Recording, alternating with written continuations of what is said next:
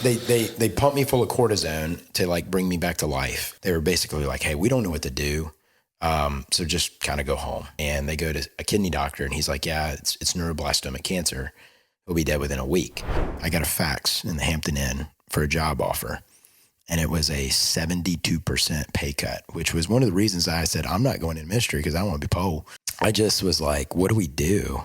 And I showed my wife and she said, I think we say yes.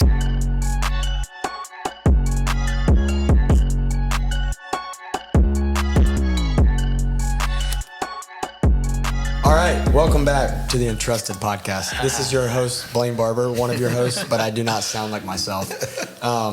We have with us tonight Taylor Teel, who I will introduce in just a second. And Taylor and I both sound the same. This is very accurate. So our voices are not typically this scratchy and deep and manly. Yeah. Sipping tea with some lemon. Sipping some tea with some lemon in it. But the pollen's in the air. We feel great. So Taylor is the executive director at Marannook Camp in Lafayette, Alabama. Is the actual address in Lafayette? 10425 Veterans Memorial Parkway. There you go. Lafayette, Alabama. Lafayette, sorry. Capital L. Yeah, Lafayette. Lowercase a. Yeah. Capital F. Lafayette. Lafayette. Yeah. I get confused because I used to play in a tournament in Lafayette, Louisiana. Yeah, very different. I know it's Lafayette, but I always say very Lafayette. different. Yeah, we're lazy. We're lazy Lafayette. Lafayette. Yeah. But Taylor and I have gotten to know each other over the last couple of years. My kids have participated at Marannook. It is an amazing ministry, a place we really love. We go and serve as camp family every summer. And Taylor and his family are awesome. So thanks for being here tonight. Thank you. Thank you, Blaine. And thank you, everybody, for having us. Yeah, for sure. What is camp family?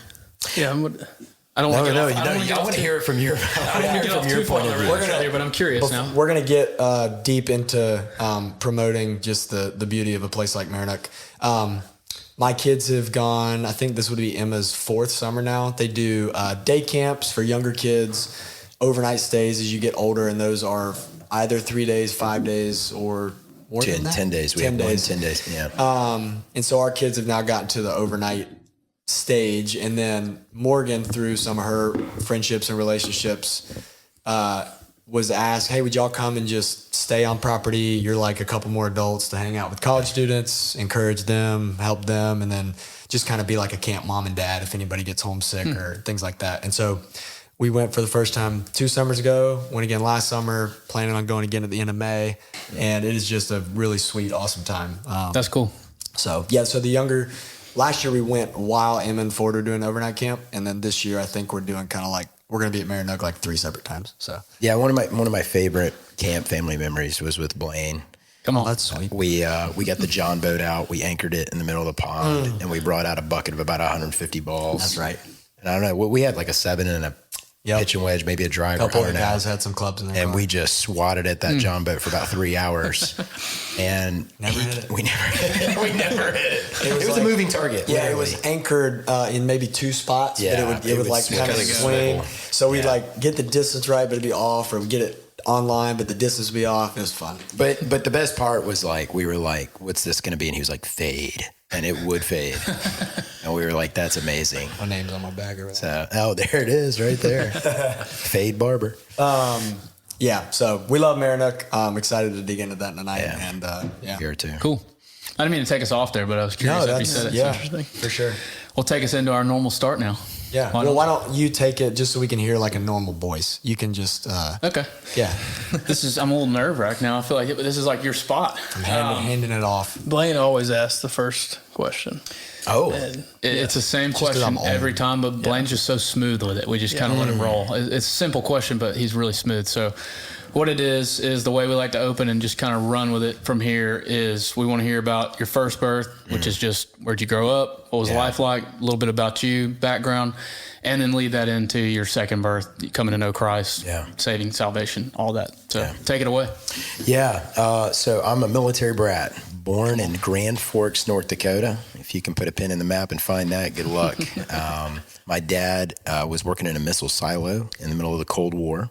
Wow. So he was downstairs underground with a key and a red button and a partner and a gun in a drawer. And that was about it. waiting for direct orders. Clock in, clock out. Clock in, clock out. Just your typical 8 to 5 or 9 to 5, as Dolly Parton would say. And then I was born. I had an older sister, 2 years, 5 months ish older than me. And when I was born at 10 pounds. Wow. If you can believe it or not. Yeah. What happened to you? And then they sent me home at 4 pounds. Oh, that's what happened to you. That's what happened. Yeah. And so I feel bad. Yeah. You're like, let's go. Oh no. So they sent me home at 4 pounds and they were like, hey, he's got some problems. We're not quite sure what's going on. But the long story involves lots of surgery and lots of different things. I'm going to give you the highlights. So I dehydrated in my sleep. I was 22% dehydrated when I woke up. And they took me to the hospital. They knew because I didn't wet my diaper as a baby. And they were like, we got to get him to the hospital. They rushed me to the hospital. How old are you now? 8, 9 days old. Oh, okay. Oh, wow. This is still Like maybe 7. And I don't remember, but well, the way you told the story, it's like you flash forward to like 3 years old. And I was making sure. I'll give you the short story. So on day 2, no, that was valid. And then my dad said, wow. So they pump me full of cortisone to like bring me back to life. And then they give me some Enfamil and it doesn't stick. Like it just runs right through me. And so I'm just moving fluid through my body as fast as possible. And in the middle of all of this and dehydrating a couple of times and going through these rhythms, they were basically like, hey, we don't know what to do. So just kind of go home, like in peace. And then all of a sudden, like I developed this whelp in my side right here. And they go to a kidney doctor and he's like, yeah, it's neuroblastoma cancer. He'll be dead within a week. So all these things, like the first 2 weeks of my life, my parents are just kind of freaking out and on their knees. Oh my goodness. And I guess there wasn't a kidney doctor nearby. So we drove to Winnipeg, Canada to have surgery taken out. Wow. And so I'm part Canadian. Like I've got blood transfusions. I've got all the things. I've got the free healthcare scar on my belly. And they took me up there. They took this thing out. It was my adrenal gland had hemorrhaged and gotten really, really large. And they pulled it out and they're like, okay, this is a problem. What do we do now? And so they sent me to Augusta, Georgia, because my dad was about to get transferred to Warner Robins, Georgia. And so they sent me to Augusta, and there's this lady named Virginia Zachert. Now, I think it's been long enough, but Virginia Zachert, she was an Auburn grad. She is a genius, was a genius. She passed away, I don't know, 5 or 6 years ago. I ended up going to staying at her house about 12 years ago to go see the Masters in Augusta, Georgia. And got to meet the lady who saved my life. So she did genetic testing on me and found out I had a thing called congenital adrenal hyperplasia with salt wasting. So my adrenal glands, which are literally the manufacturers of everything in your body to talk to your pituitary glands and get your hormones straight and all of those things, they just don't work at all. So I take 16 milligrams of prednisone every day to get back to base level.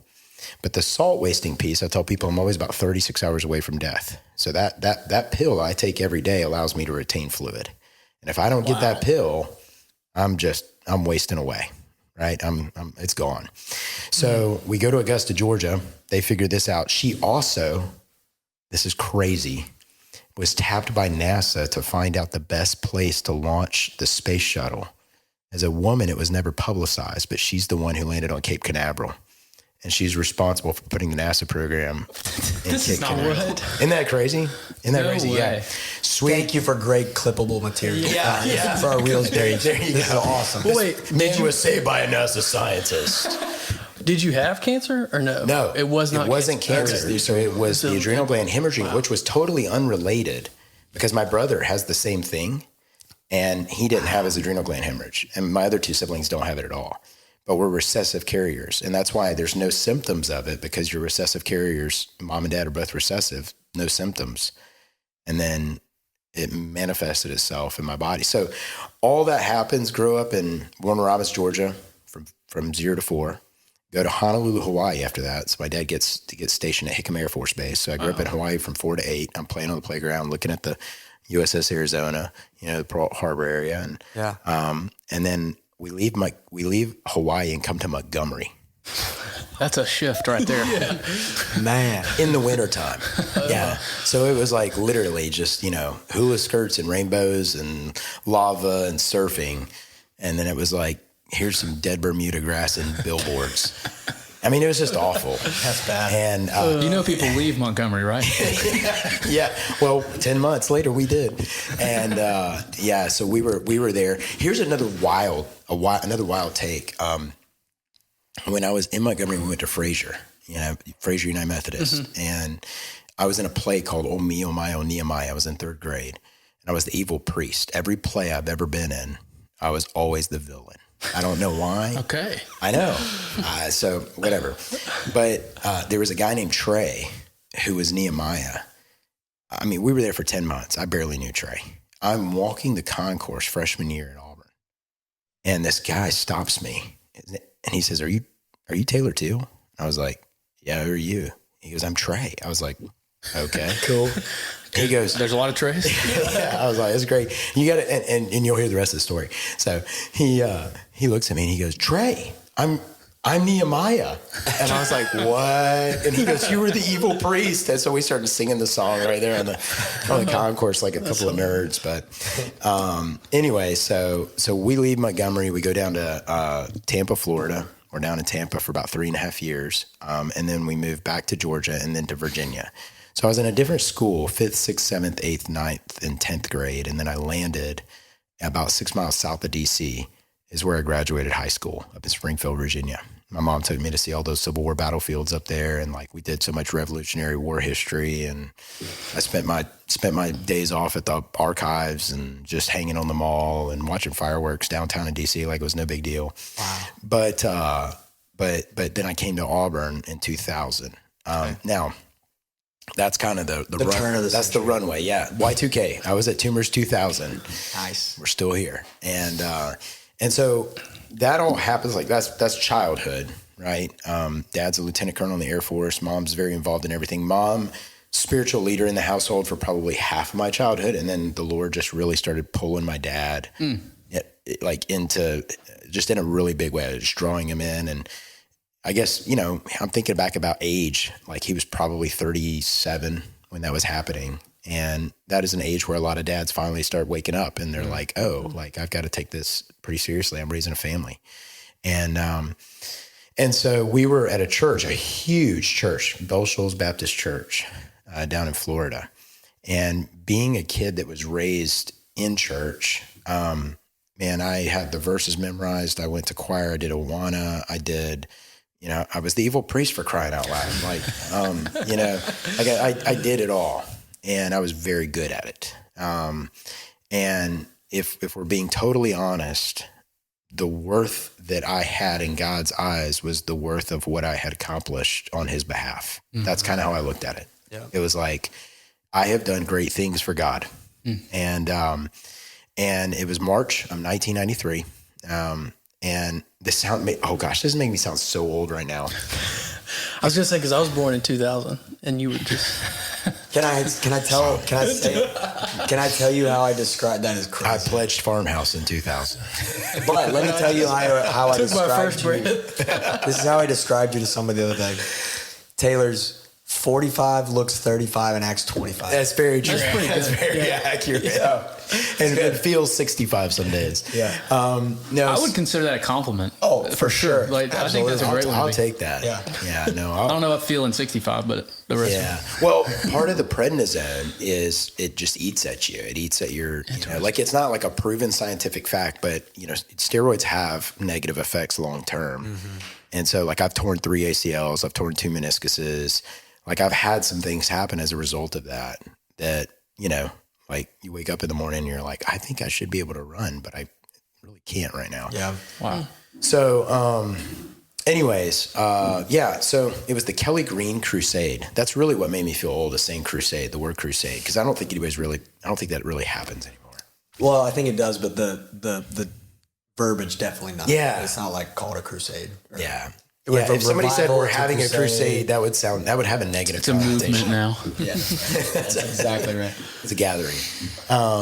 But this guy came and he just hit sin head on, right? And it was a word that I had memorized. It's a word I knew what it meant. I knew, like scripturally, I knew all the things. I used to listen to a tape called GT and the Halo Express. That's how I remembered my Bible verses, like 1 John 4:10. This is love, not that we love God. So like, Still got it. Still got it. Yeah, I'm not going to finish, but he started addressing sin and he started naming it. And when he started naming sin, and I was sitting there listening and was just convicted by the Holy Spirit that everything that I was in relationship to works. There was zero faith in God and zero repentance of sin. And you were 11, what was 11, 12. Yeah, okay. Yeah, like right. It was March of 93. Okay. I was born in July, so I was 11. And as it hit me, this was the thought that went through my mind. It was everybody in my family and everybody at church already thinks I'm a Christian. What will happen if I tell them I'm not? How disappointed will they be? I went through the exact same thing at 16. Like, what a lie, right? Yeah. Like, what a lie from the enemy. What a lie. That the enemy is just being like, yeah, don't confess, don't repent. People will be so disappointed. And we're talking about eternal life. We're talking about, like you guys phrased it, a second birth. I've heard a quote that says, if you're born once, you die twice. If you're born twice, you die once. And it was in that moment. That's good. Yeah, it's it's not mine. That's good. I haven't heard that. Mine. I like that. So a lot of what you hear, my testimony is mine, but a lot of the one-liners you hear came from somebody else. Original. There's no original thoughts. That's exactly true. Just to be clear, the Apostle John dubbed second birth, not us. Duh. Did you say dubbed second birth? He dubbed it the second birth, not us. It's true. Sorry. So, yeah, I mean, that's right then and there. I repented and gave my life to the Lord. I was just like, I can't keep playing this game. I can't keep trying to impress, myself, my family, the Lord, all these things that I had bought into that were all like good things. They were things of the Lord, but they weren't the Lord. And those are idols. Like even things of the Lord can be idols. And that's really for me where it started. And that's when transformation started. And that was probably like, pre-adolescence and adolescence, that time frame. So there was still a lot to learn in terms of faith. But like one of the most difficult things that I've struggled with my whole life that I feel like the Lord really just started breaking down those barriers probably 5-6 years ago is just pride in general and legalism. Because I was raised in these things. And so being raised in those things, like I said, a good thing, right? His word never returns void. Like my parents were doing everything they should have been doing. And salvation is a miracle. Whether you're a prisoner who's 80 years old or a mass murderer, or you're a kid that never cussed in choir. Like we're all dead in our sin. Yeah. Dead is dead. Yeah. And we're all dead. And so, but legalism in terms of like how you view others and how you think about certain things, it was always like for so much of my formative life, it was think about it this way. And now it's just the grace of the Lord is so overwhelming that it's like, man, why would I ever look at a dead person and think you're horrible? Like I want nothing to do with you. It's like, let me bring you in. Yeah. So I can show you and teach you and tell you about the saving grace of Jesus Christ. And so, yeah. So when that change happens, what does your life start to look like? Because like you said, all those things you're doing are good things. And once you become a believer, you probably don't want to stop those things necessarily, but you want to have them rightly ordered. So what did that transformation look like? Yeah. Well, I'll tell you, the next year was my 7th grade year, and it was just insurmountable spiritual warfare.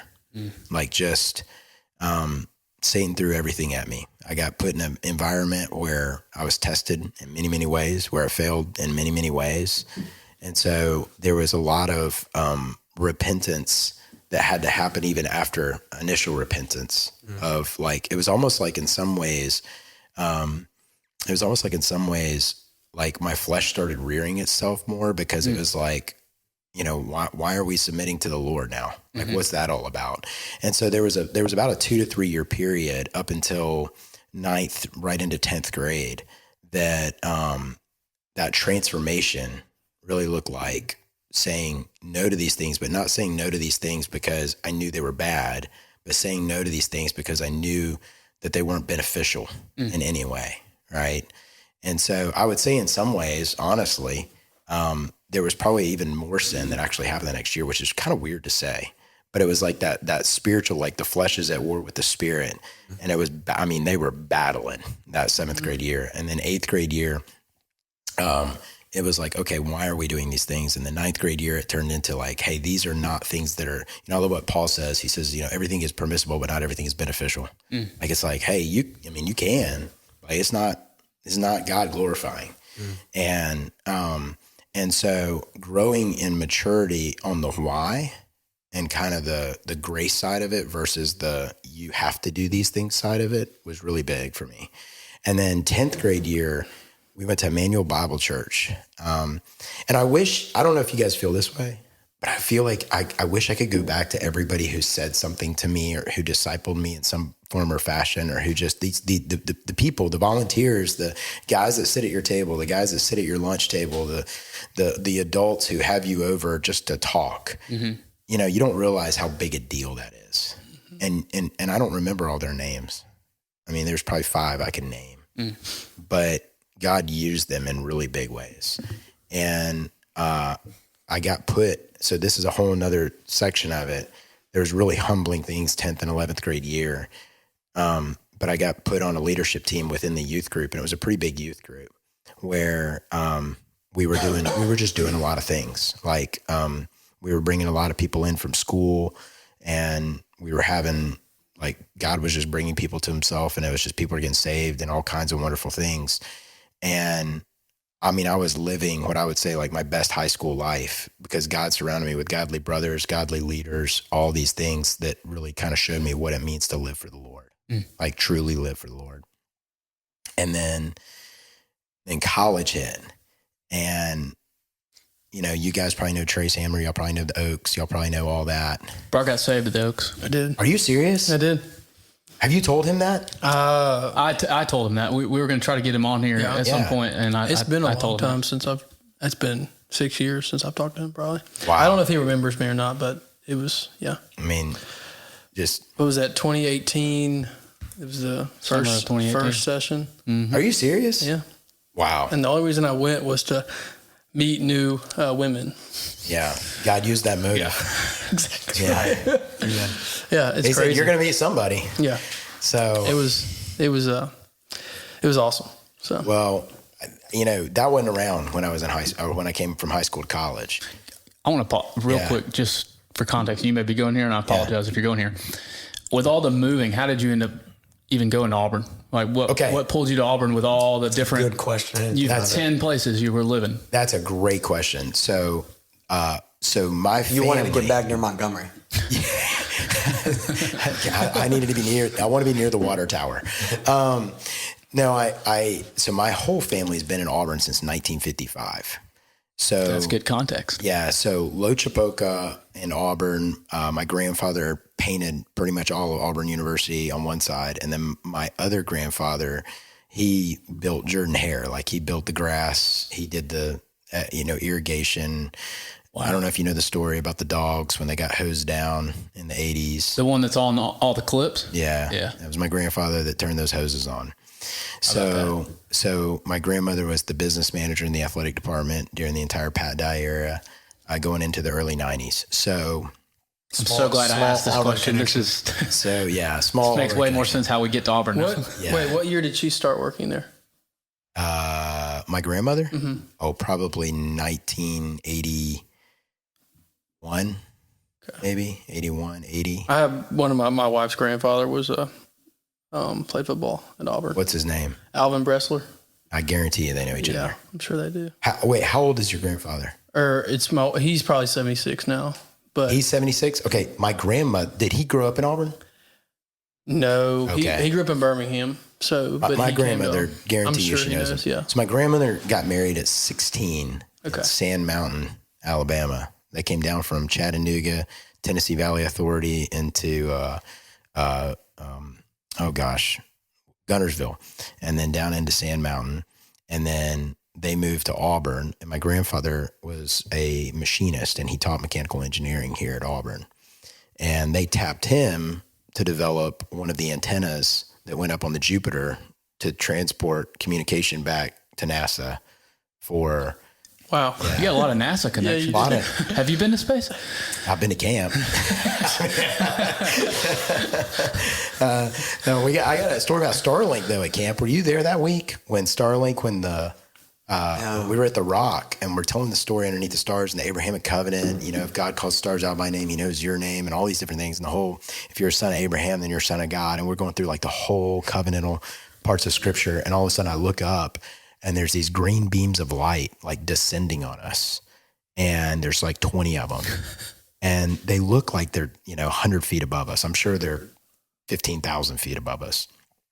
But they're all like squiggly moving, like they're kind of going back and forth. And then they all like line up perfectly spaced from each other. And this was when Starlink was just coming out. Oh my gosh. And we were out there like at 9:30 at night. And I'm like, Did you think aliens? dude, Aliens. yeah. I'm like telling the gospel story. The first time I saw Starlink in the sky, I totally lost my mind. I did too. And so I'm talking and I'm like, and so Joseph said to Pharaoh, and they're all like, what? And they all start looking up. And one of our counselors screams, what? Aliens. Oh no. Yeah, like real. I'm sure that's just reeling the kids back in after that one. Like, I got to tell you about Jesus. Sit down. So, yeah, I mean, it was chaos after that. And I was like, what are the Russians? Well, with Lafayette, it was madness that night. It was madness. So when I applied to colleges, like I came here every Christmas break that we could. Okay. I never went to a football game because I came the day after the Iron Bowl. Wow. For Thanksgiving break. And we'd get here and I'd walk the fields and I'd pick up all the old footballs and we'd go into the stadium and like, he also put grass out on Saugahatchee. That land I live on now, he pulled topsoil off of that because he maintained Saugahatchee, he maintained Indian Pines, and he was a golf guy. Like he shot a 72 at 72. And I mean, he's a golf guy. And his name's Paul Connor. We called him Paul C. And he could do anything. I mean, he can do any time. How many bolts were on a, 5-inch threaded 1/32? I mean, he could just do it all. And so they lived out on Country Squire Road, and we would go to the golf courses and work. We'd mow tee boxes and greens, and he's just a grass guy. And he's got tons of ties just back in Alabama. So when I applied for colleges, Auburn was all that existed. Right. Yeah. Like people are like, I'm applying to Virginia Tech, and I'm like, why? So like it made no sense. So that's how I got here. There you go. Yeah, man. All right, so now we're back at Auburn. Great question. I had to know. Yeah. Where are we? We're back in Auburn? You started talking about what it was like when you got to college, and that's when I was like, wait a second, how do you get to college? So Yeah. So I moved from Virginia, and my parents decide to retire and move to the land that we now live on. And so my grandfather had 95 acres. It's in city limits. It borders Kiesel. And that's a whole nother story. I built a house there 8 years ago. And my parents live on the same property. And I was like, you're following me to college. Like, this is wrong. And side note, I totally, this maybe. Did that happen to you? No. Oh. I thought you lived at the camp. No.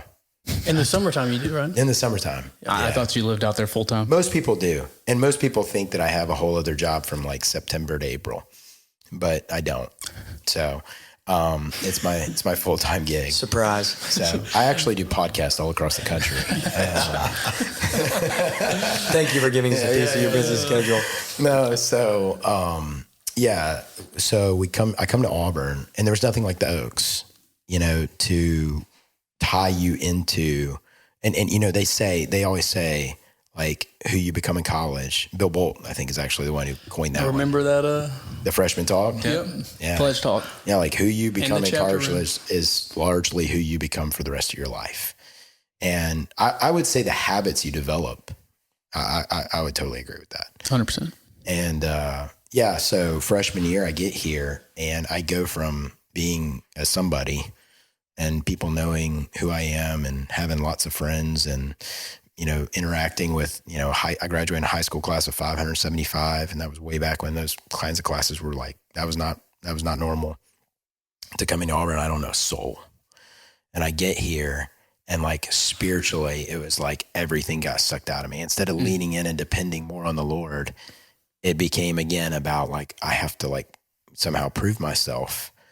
and not knowing anybody was really hard. That's actually how I ended up pledging a fraternity, oddly enough, because I'm a social guy. But my roommate was like, "Hey, do you want to go to Rush?" And I said, "What's that?" He was like, "Just put a coat and tie on and we'll go meet people." And I was like, "I'm down." Sweet. Yeah.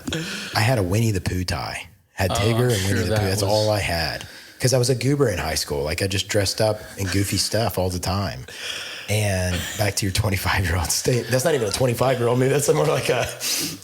I will say it probably helped you with Rush. Well, it did. Because when you left and they're sitting there talking about guys they want, like, there's a lot of forgettable faces, but you're not forgetting the Winnie the Pooh guy. The guy that I really Pooh and liked Tigger. Winnie the Pooh guy. But if you own it, it doesn't matter what you wear. That's what I'm saying. Like, I'm sure people Well, it's all like, I had. He was really nice. Forget the tie. He was nice.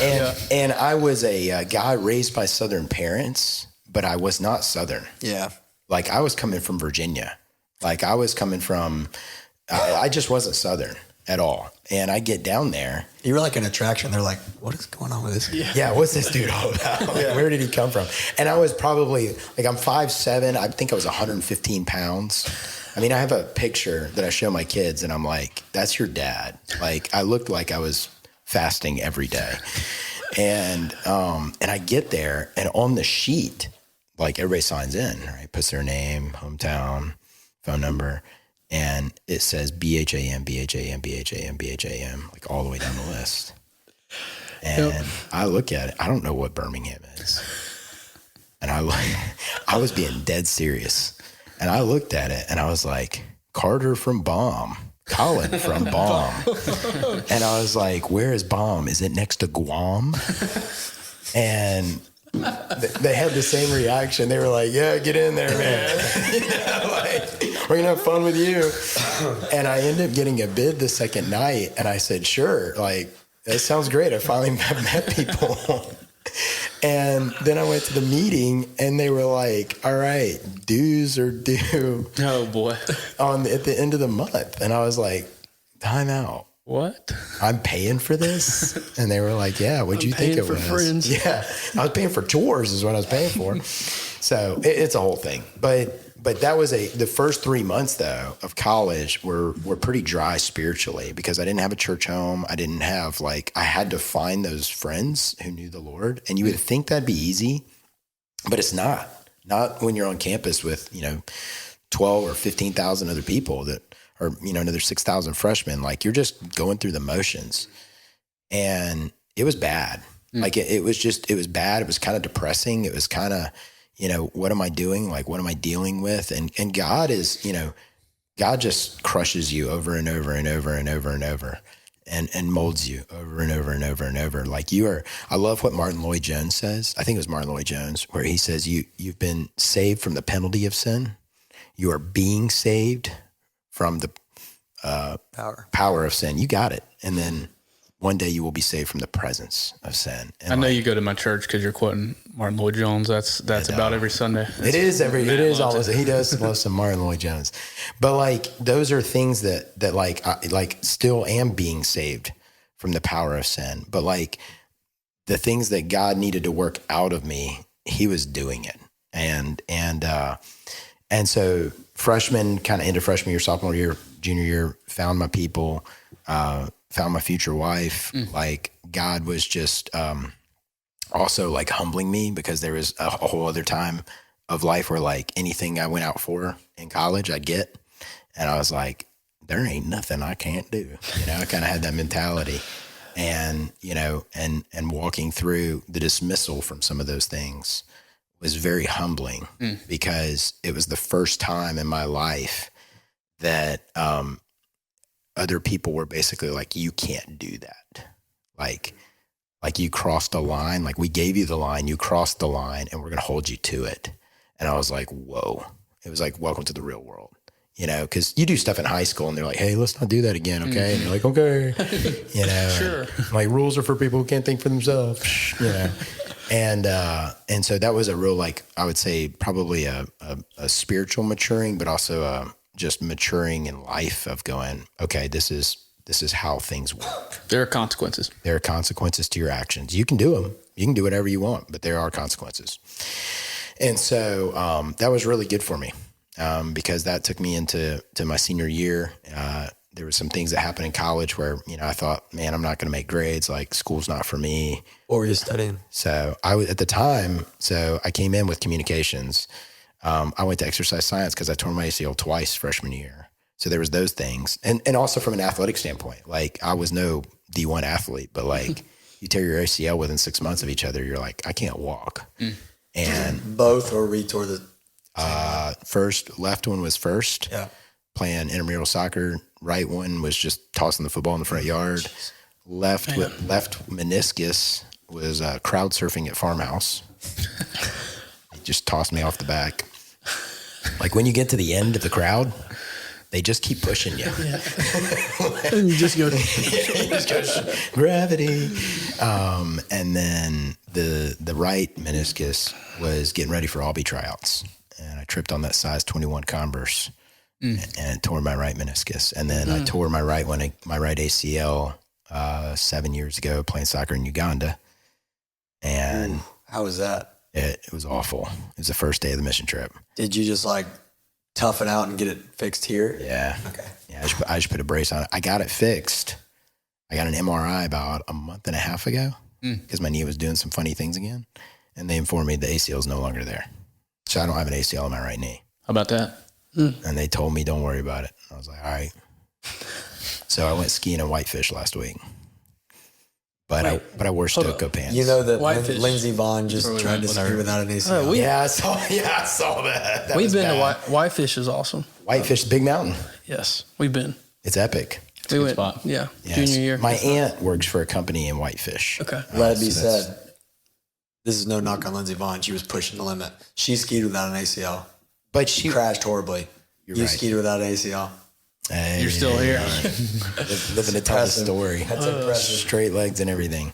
So, yeah, I mean, there was a lot of things that God just really put in my life to just be like, I'm completely, and I should have known this from day one since I was born, physically, spiritually, obviously, but physically too. I was completely dependent on him, That's totally one of those things, though, that like at this age, it's so clear to look back and see his faithfulness enough. But you're not thinking about that at 20. You're like that. You're just living, man. Yeah. But it is cool to look back and see like 100% Yes. from day one, you were dependent on the Lord. We all are, but physically you were. Yeah. And I heard a great quote.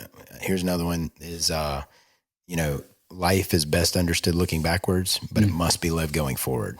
And you can't be anxious for the decisions you're about to make that you're one day going to look back on and go, oh, that was a really bad decision. Obviously we want to make the best decision possible, but it's just impossible to make the perfect decision at the perfect time every time, We're limited in our wisdom and understanding. Yeah. But we serve one who's sovereign over all of that and will redeem it in the best way possible. And so I think like even just hearing y'all talk about the podcast and like what this is about, it's like God is in the business of redeeming people back to himself. And the way that he does that and the stories that people have of how he does that, I mean, they're unbelievable, and we have to be crushed and we have to be pressed and then the Lord forms us and makes us look like him. We're not him, but like we are made right. Yeah. And so it's a beautiful thing. And I'd love to say I'm there, but I have teenagers now. And so I'm like, oh, there's still some sin in that old heart. All right. Got to keep on working on it. That's right. All right, keep us going. So then I'm really curious. Now, don't let me skip anything if there's something impactful from your life at this point, but just from reading through what you sent us ahead of time, I want to really hear graduating college, starting a career, successful career into then full-time ministry. I want to hear that season because that was interesting to me. So I ended up graduating. I said exercise science because I tore my ACL. I was really interested in physical therapy. I fix myself. Yeah, that's exactly it. And then I was like, organic chem, probably not for me.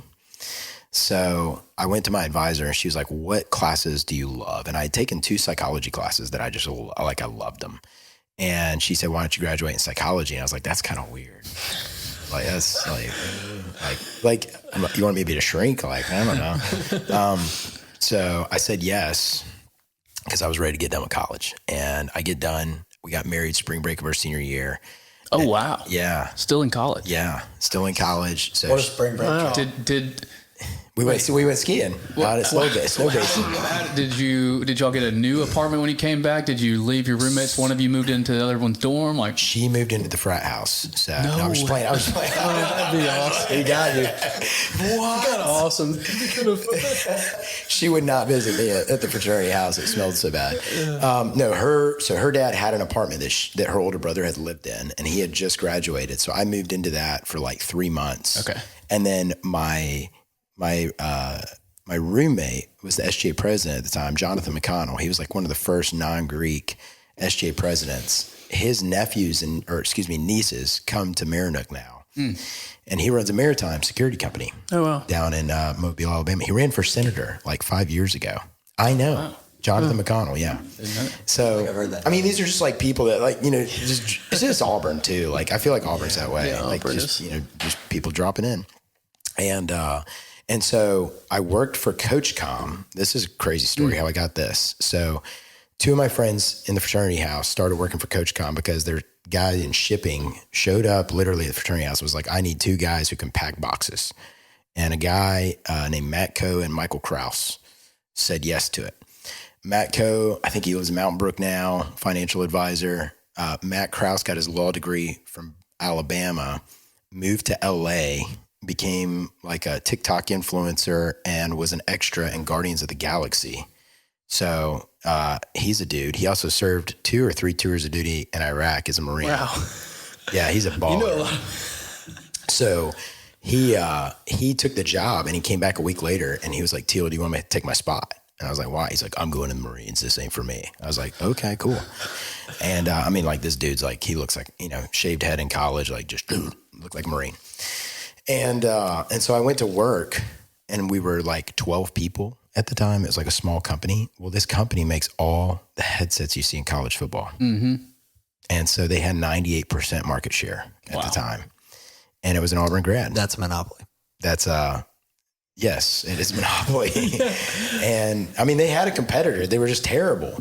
But anyways, so I'm putting together like all their circuit boards and stuff like that. And I'm like building the products as a junior and senior in high school, or junior, senior in college. And I graduate, and I'm like, I got to have a job. Will y'all give me a job in sales? Like, I need to be making more than $8.50 an hour. And the guy at the time was like, we don't have anything. So I jumped ship, and I went and worked for a hunting outfit, which I said completely wrong. It was a hunting outfit. But for all the people up north that were listening to the podcast, I wanted to say it right for you. It's a hunting outfit. And so it was in Tuskegee. And 6 weeks in, I realized, like, this is not, like, I don't want to be shooting, like, I don't want to be pulling skeet for guys. I was making $15 an hour. I thought I was living, but I was buying crickets for people who forgot their bait at like 6 a.m. on a Saturday. I was like, this is terrible. So I was on the way to the gas station at like 6 a.m. and I called my old boss, not thinking it's Saturday at 6 a.m. And he picks up the phone, and I love this guy, Justin Zapp. He lives here in Auburn. And I begged him. I was like, give me a job, please. And he was like, I saw his boys at the golf course today. Oh, did you really? So you know Justin. Okay, so he just, yeah. So I was like, please. And he was like, I don't have anything, but you can go back into shipping. And I was like, I'll do anything. And so, yeah, so very non-traditional path. Well, I'm in, shipping for 3 months, and he opens up an inside sales position for me. And, I think I was making like $31,000 in like commission. But I was like, this is awesome. Entrusted is brought to you in part by Primo Golf Apparel. Based out of Utah and built on a simple belief: golfers are athletes. When I first partnered with Primo, I was proud to be their first ever professional ambassador, because what they were doing wasn't just about fashion, it was about function. They were among the first to introduce golf joggers to the game, and they changed how golfers thought about performance wear. Today, Primo's lineup goes way beyond joggers, from polos to outerwear to shorts to leisure wear that actually moves with you. Every piece is designed for golfers who train, grind, and compete, whether that's in the gym, on the range, or in life. So, if you want to look sharp, move freely, and represent what it really means to be an athlete on and off the course, check out Primo Golf Apparel. You can visit primogolfapparel.com and use code Entrusted for 15% off your next order. Primo Golf Apparel. Golfers are athletes. Somebody once said, in college, you pay to learn, and the rest of your life, you get paid to learn. Right. And so I was like, this is just amazing. And I loved sales. I mean, I'm talking to football coaches all across the country. I'm fielding phone calls, sending faxes, and I mean, we're getting POs, and it was awesome.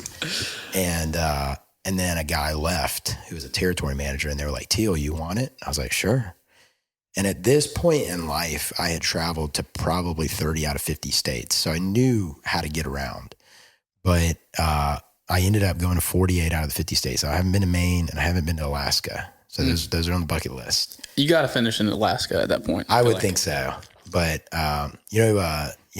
Meadows? And drive from Maine to Alaska. Yeah. Yes, that would be epic. Like through Canada, go visit my doctor in Winnipeg. That's right. What were you about to say? Well, we're looking at like how can we put together a salmon float trip or something. Okay, Anyways, all right. So I take the territory job, and it's like Midwest, like Iowa, Wisconsin, Michigan, Indiana, Illinois, all those. So I'm traveling up there all the time, 70,000 miles a year, and then I get the Northeast, and then apparently there's no football in Maine because I never went. And then I got the Southeast, and it was all because guys had like left to go to another job, and they were just pushing me into these new places. And then I got the D1 AA, Ivy League, and independent schools. So like the Notre Dames and the Cornells and, Sac State and Portland State and Texas State and Stephen F. Austin, all these guys. And we were coming out with new products, and we were selling a bunch of it. And it was about 6 years in a row where I did like 110, 120% of quota. Wow. And I mean, like I was very driven. I wasn't driven by the money necessarily. I was like driven by the challenge. Mm-hmm. Yeah. But when the challenge produces the money, it sure is nice. Yeah. And you're 26, 27 at this point? About 20 years. Yeah, dead on. Okay. 26. And I'm every Wednesday night, me and my wife are at First Baptist Opelika. And I'm teaching the junior hires, like I'm teaching 80 of them every Wednesday night. And then we have a newlywed Sunday school class that we're leading at the same time. And like we have a discipleship group of college students. I'd meet in the garage. My wife and the girls would meet in the house. And so, and how the Lord brought all that together, like I don't even think I could sit there and navigate. If my wife were here, she would be like, yes, you do, remember? But like, it was just unbelievable. And Trace had come back as the college pastor, and we were pledge brothers. And so like everything was just kind of like aligning in some really cool ways. Mm-hmm. And you'll have seasons of that your whole life. And then somebody was like, have you ever thought about going into ministry? And I was like, what? Like, why would I do that? I'd watched Trace go into ministry. I'd watched other guys go into ministry. And in my mind, that was post-grad. That was like 21 to 24, you go to seminary. But like past that, like you can forget about it. Yeah. And so they kept pressing me and were like, hey, pray about it. And I was like, why would I do that? But this there was like people in your Sunday school or like mentors? Sunday school mentors, just all the above? Friends, like not family, but like friends. Yeah. And they were like, you should think about it. And I was just like, all right, whatever, and there was some things going on in my job where, it was a holy discontentment, but it was like, what am I doing with my life? Like I just paid cash for a truck, but like I felt good for a day, right? Like that didn't satisfy. Mm-hmm. And then there's that longing, that yearning. And I would say to anybody listening, like, if you go through that, like listen to the Lord, but also the only path to serving the Lord is not necessarily full-time ministry. Like that's not the only path. Like in fact, we need really good pastors and we need really good workers, and they're glorifying God in every area of life that they serve through their work. People gotta get their trash picked up. That's right. That's right. Plug it. So I started praying, and I was like, I'll just take some seminary classes through Liberty because they were the only online school. I looked at going to Southeastern. I looked at Southern. I looked at Fuller. I looked at all these places, and it was like, how am I going to move? I had 3 kids. at the time. So we had our first one at 23. We had our second one 2 years and 4 months after that. We had our third one 2 years and 4 months after that. And then we had our fourth one 2 years and 4 months after that. And I'm not a calculated individual. And so I was like, how do we do this? And so I was on the plane and I had all this extra time on a plane. And I was like, I'll knock out seminary papers. Like, it was a blast. And I have tried to be productive in my travel life on planes to no avail. Really? That's interesting. I think planes are like one of the most productive places. Yeah. And there's other places I can't be productive, but You can't be an anxious person and be on an airplane and just. That's so true. This is great. Yeah. It's the worst possible place. That's fair. Yeah. No, that's very real. But I would, and my wife was super supportive of it. She was loving it because I was just, everything I was learning, I was sharing with her. And I was just like, can you believe this? We're studying about, Old Testament survey. And I'm just like, and obviously the Bible has always pointed to Jesus. Like, we didn't discover that in the last 20 years, but that's not how it was taught for a really, really, really long time. I didn't know it wasn't. I would say that's probably in the last 100 to 150 years. Wow. Yeah. I don't think it was. Huh. Would you say that? I don't know. Would y'all agree or disagree with that? I just assumed that it always was. I didn't know that it wasn't. I would say there's always like a subset or a remnant of that probably has through the Puritans and the Great Awakening, right, and but the Enlightenment then kind of turns into like, we know everything, we don't need this. Right. Mm-hmm. Yeah. The pendulum has swung far and wide. Right, yeah. I would say maybe it was during my lifetime then, but I grew up under what I would consider very good teaching, but it was just all over the map in terms of like, we're going to be in Romans today. And then the next week it was like, we're going to open up to Jonah and learn a little bit here. And then we're going to do this. And it never was like, it was never a contiguous thing. You always knew it was chronological, but like, I remember when I discovered, like, I was like, this whole Abrahamic thing was a really big deal, like a really big deal. And, the pro-evangelion being in Genesis, and that being the first like presentation of the gospel, like those kinds of things, like were not taught to me growing up. And so maybe if I'd grown up, I don't know, I grew up in like 9 different churches, so maybe that was part of the problem. But what were you going to say? No, I was just going to get you to define that for listeners who don't know, because there's a lot of people who don't. Yeah. So pro-evangelion. Yeah. So that's in Genesis. And that's after the fall. And that's when he says, to them, he basically says, from you, you're going to experience childbirth. You're going to have all these problems and pains, and man's going to go to work. But from you, from the seed of you will come a man. And from that man, right, his heel will be bruised. You can go look it up, like for the exact scripture. It says his heel will be bruised, but you will crush his head. I think it's 3:15. There it is. Excuse me. Can you quote it, the whole thing, like exactly? No. It's one of those verses that, like, the first part of it, he's addressing the woman, and the second part of it, he's addressing Satan, where he's saying like you will bruise his heel, but he will crush your head. In other words, you're pulling it up. In other words, from you will come a savior, and that savior will defeat Satan, and you're going to try to stop it, but you won't be able to. 3:15 is, I will put enmity between you and the woman, and between your offspring and her offspring. He shall bruise your head, and you shall bruise his heel. Yeah, yep. There it is. And that enmity is that separation, right? Like we're always going to be flailing on this earth, but a savior will come. And so the pro-evangelion is, this is the first presentation of the gospel. It's where the word angel comes from, messenger. And so this is the first message of the gospel that is presented in Genesis 3. And so, the Bible doesn't wait until Jesus is on the earth to present the gospel. Yeah.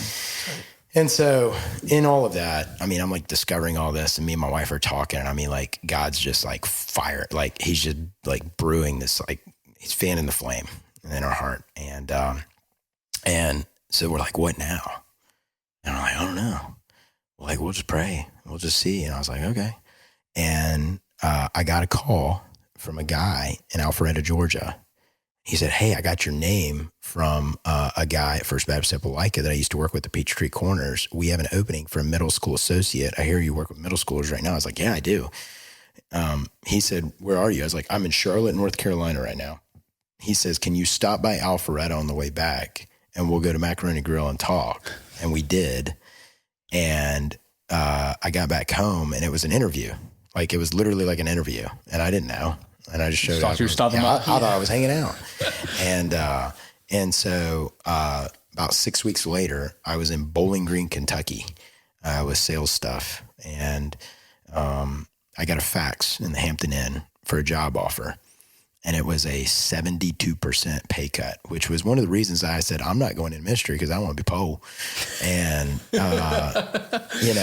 And little did I know that he owns a cattle on 1,000 hills. Like nothing is too, his arm is not too short.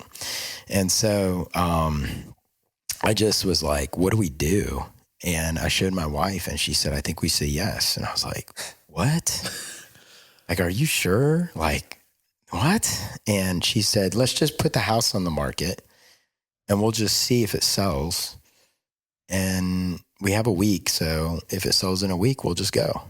And I was like, I am a man of little faith. I was like, and my wife, y'all, if y'all knew my wife, like she has the biggest faith. Like faith doesn't come in sizes. I know that. But like, she just trusts the Lord in all things. Like it's I don't have to know her to know that after you just telling just that little snippet. Yeah. That, I mean, like, all right, let's just throw the house on the market. Well, it sells in 3 days. And so I turned my 2 weeks notice in and we're off to Alpharetta. Pause. Those 3 days when when your wife has led you into this thought and you're thinking through it. Yeah.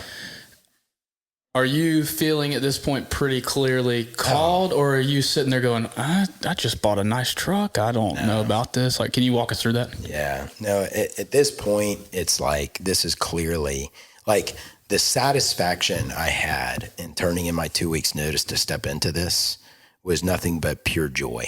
Like there was no what ifs at that point. Like, I mean, obviously we had questions, but like when the Lord sold the house, it was like, who cares what we're stepping into? Like this, at this point, like we have to. And, we just went with it. Now, here's what's crazy. After the house sells, we get up to Alpharetta and we bought a house. This is going to make you choke. We looked at 30 houses in about a day and a half. Wow. This incredible realtor named Allison Kloster took us around everywhere. We ended up making an offer on a house that I think it was like 32 or 3,400 square feet, which we had no business looking at this house. And we had equity in a house here. Like we actually lived in Camden Ridge. We bought a house in Cobblestone, then we lived in Camden Ridge. And little did I know that Camden Ridge house, that was a short sale. That was like right after the 2008 crash. And it was actually a builder here in town who knew who I was. It was like, I'd like him to have the house. Like, I didn't know what was going on behind the scenes. The Lord did. We sold the house. We go look at this. We make this offer. She says, I think they'll take, you ready for this? I think they'll take $225,000 for the house. 3,200 square feet. Yeah. This was 2011. Wow. And I was like, you're kidding me, right? Like, how? And they took it. Wow. I mean, we had to buy a couch. Like we were like, we didn't have anything. And so we moved up there and, it was just the most beautiful like transition. But I tell you what was crazy is I did not, like I went to my first day on the job and I was like, what do I do? Like, I just didn't know. Cause I just showed up on Wednesday nights and taught. Like, I was like, what do we do for Sunday? Like, what do we have to plan for? Like, I don't know. So there's this guy named Justin Holcomb, and he really taught me a lot. And another guy named Craig Kelsey, he did the same thing. Another guy, James Walker, like all these guys. And then like a lot of just guys in the church just loved me well. I ended up getting mentored by a guy that runs a huge organization in Alpharetta. And just all these people said yes to just being beside me as we walked with the Lord and taught me a lot of lessons. I mean, a ton of just lessons that are just very practical growth lessons, especially in ministry. And, I mean, here's what's crazy though. This is bizarre. So I was at Alpharetta First Baptist, which is like downtown Alpharetta, which used to be an old horse town. And now it's, Verizon's there, and I'm sure everything else is there. Like one of my friends is like a YouTube guy up there who buys and sells Lamborghinis from celebrities. Like what? Yeah. Just another day in the park. And you can look him up. He broke the cannonball record, the fastest record. That's cool. You know what I'm talking about? No, I'm also to the point where I can't even talk. Okay. That's awesome. Go look up Vin Wiki. Like this was a guy that went to our church. This is exactly why we've got to get the TV up there. We've talked about at some point we're going to make this a legit enough situation where you say, look up Vin Wiki, and I just go, and then we're all, and then we're all like, whoa. Oh, that'd be sick. And then the listeners are watching it. So we'll get there one day. Well, like I remember when this guy, and when we don't talk, but maybe once or twice a year now, but like, I remember when he was like, I'm going to start this thing for exotic cars. And it's like, what do you do? Like, I don't understand.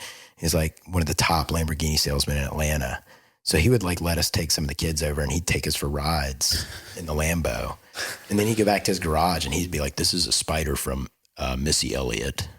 And the way he talks, he's like, this is a Spider from Missy Elliott over here. And this guy right here was formerly Justin Bieber's car. Which is crazy. Okay, cool. So anyways, pause. Yeah. Does anybody in your life, Christian or non-Christian, friends, family, think you're crazy? Yes. Yeah. 100%. Can you push into that? What do you mean? What do you mean? For going into ministry? Not right now. Yeah, you're crazy. What'd you say to me? I'm trying to go back to your story. I'm thinking about like, I think there's a lot of people, if you work in the job you're working, like, 6 figures. Hey man, you're doing good. Smoking it. Keep going. You just bought the truck, got the house. Ben's on the truck. All the stuff. Ben's really stuck on the truck. Well, he said he paid for cash. That's a pretty big deal at that point. It was a Tundra too. I mean, it's an 06 Tundra. I still have it. 26 years old, you buy your truck. The red one. No, the khaki one. The back window rolls down. The one at I'd say 26 years old buying a truck in all cash is a pretty good. I didn't realize it was a big deal. It was a big deal. Yeah. So I do keep going back to that because I was a big professional golfer, so I don't. But I thought this is what you do. Here's a credit card. You know what I didn't have? I didn't have sponsorships at 26. I didn't have that. But I assume Christians and non-Christians, you probably had friends that were like, bro, you're doing what? Yeah. There's a couple stories around that. And, I think everybody looking back is like, we see it. But I remember I called my mom and I told her, and she said, I was wondering how long it would take you to figure that out. And I was like, whoa, like help a brother out. Like, did you ever say anything? And Trey said pretty much the same thing. He was like, it's finally glad to know that you're finally listening to the Lord, man. I was like, thanks, buddy. You didn't want to help me push yeah. But then there was definitely some pushback in other areas from people that I respected. That was like, what are you doing? Like, especially being a youth pastor. It was like, those are a dime a dozen, man. What's the goal? And at that point, the goal was like, I'm going to just serve the Lord and say yes to whatever he puts right in front of me, and like his kingdom come and his will be done. And that's okay. Because typically most youth pastors want to progress to be a pastor at a church. Okay. Well, yeah. And I mean, typically, right. I'm not throwing shade at anybody in that world, but much in the same way careers progress, pastors like to progress in those same manners. And not everybody needs to be a head pastor, a lead pastor, a teaching pastor, everybody needs to be a shepherd, but like, what's that look like? I mean, some of the guys that I respect the most are guys that have been in the same ministry position for 40 years. It's not because they weren't talented. It's because that's their ministry. That's their ministry. It's what God's called them to. And so, yeah, I mean, there was definitely a little bit of like, hey, like, what are you throwing away here? What are you saying no to? And it was like, let's not think about that. Let's think about what we're saying yes to. And I know that if we say yes to this, like, I know that the Lord is going to provide however he decides to do it. And the truth is like, we didn't need to be living on a 6-figure salary. Like, we didn't have that kind of need at that point. I mean, when we moved to Alpharetta in 2011, we had a 7-year-old, a 5-year-old, and a 3-year-old. Like, it'd been a whole lot harder like last year to do that with teenagers. This was a good conversation. We had a funny meltdown one night because he threw out a number for like what he would need for MJ to not work anymore, or something like that. I thought it was perfectly reasonable, and Ben just But Blaine was actually you were double my number. Yeah, it was a lot more. But. Well, I mean, yeah. I mean, groceries are expensive these days. I'm sure eggs weren't $8 back when 2011, were they? No. Or milk wasn't $6. Yeah, I mean that's a whole nother topic. That's a whole nother topic. Every generation, I remember having a conversation actually at bowling about this. Every generation has had their thing, right? Like whether it's like the stock market or like equity in houses, or whether it's like the wealth that was built in the 80s. And so every generation will have about a 15 to 20 year gap where they're able to do some incredible financial things. And they'll have about 20 or 30 years where they're not. Mm-hmm. Like every lifespan has that. And you usually have two of those, right? If you live to 80, you're going to have two 20s in the favor and two 20s that are tough. I think we're in the middle of the battle right now. All the people a few years older than us got those 2% mortgages. Don't check. Yeah, mine's 3125. Yeah, so don't check your retirement every day. Yeah, it's a bad idea. No. But well, according to Elon Musk, retirement won't be a thing. Yeah, in the future. You should bank on that. I don't know. Yeah, he's a smart guy. Not he's not that smart. No, he said that, and it was like abundance society. Yeah, I don't know what he was just getting at the robots at that point in time, and they're going to give us money. Yeah. He's just saying the everyday necessities won't be what they are today. It'll be easy to manufacture and make things and receive things, which may be true. But yeah, there was pushback for sure. And we worked through that a lot. I mean, some of it came from very personal, very close, and some was a little bit more distant. Sometimes it's the ones who know you best that push back a little bit more. Maybe because that's not the vision that they had for your life. And I hold them in high respect, but it's not their life, right? Like, and they're not walking in the way that you're walking. Not that they're walking wrongly, but everybody operates off of experience, and the generation that went before us was like, I mean, pensions were very much a thing. Mm-hmm. Like when I was graduating college, like if you were 50 in 2000, like that means you started work 30 years in 1970, and you'd work for, the same company for 30, 40 years, and you were going to get that pension, or you were going to retire with, that company. And that's what you did. Like you may have bounced around once or twice, but then you found your spot. You guys are in a totally different realm. Totally different. Like every 2 to 3 years, you can be doing something new because of all the different opportunities, things that are starting, LinkedIn, the connections you have, the connectivity that exists in general. Mm-hmm. Discontentment. It's pros and cons. It's very real. But yeah, I mean, when we got there, this was my first impression of Alpharetta. I was pulling out of the parking lot, and the Passion offices were connected to our parking lot. And in the parking lot was John Piper, Louis Giglio, and Francis Chan as I was pulling out, like on my first day of work. And I was like, where am I? Like I'm rolling down the window, and I'm like, Francis. And so it was a very different world. It was not Auburn. But God used that to just shape us. And this is where I was going with all of it. We moved up there, and my wife gave me, for my first day on the job in full-time ministry and vocational ministry, she gave me this box. And I was like, what's this? And she's like, open it. And I opened it, and there was like 7 sheets of paper in there. And they were all prayers that she had prayed for me over the last, however long we've been married, 7 years of marriage. And every single one of them was answered. Wow. And that told me that, like, I think she knew. I think she knew way before I knew. And yet as just a compassionate and caring wife, she just loved me right where I was at. And I mean, like, she, down to the house selling, like she had prayed, like, Lord, sell the house in under a week. And I mean, I read those and wept. They still sit on my table because I'm like, God's faithfulness and answered prayers and setting this whole thing up. Like, I had nothing to do with it. Like, you know, one of the repeated, there's a lot of repeated scriptures from Old Testament and New Testament. The most frequent one is the Lord, slow to anger, you know, merciful and kind, gracious and kind. And it's repeated over and over and over and over. But the one where he says to Saul, after Saul takes everything that he's not supposed to take, right? Like he says, get rid of everything. Like we're going to be done with this city.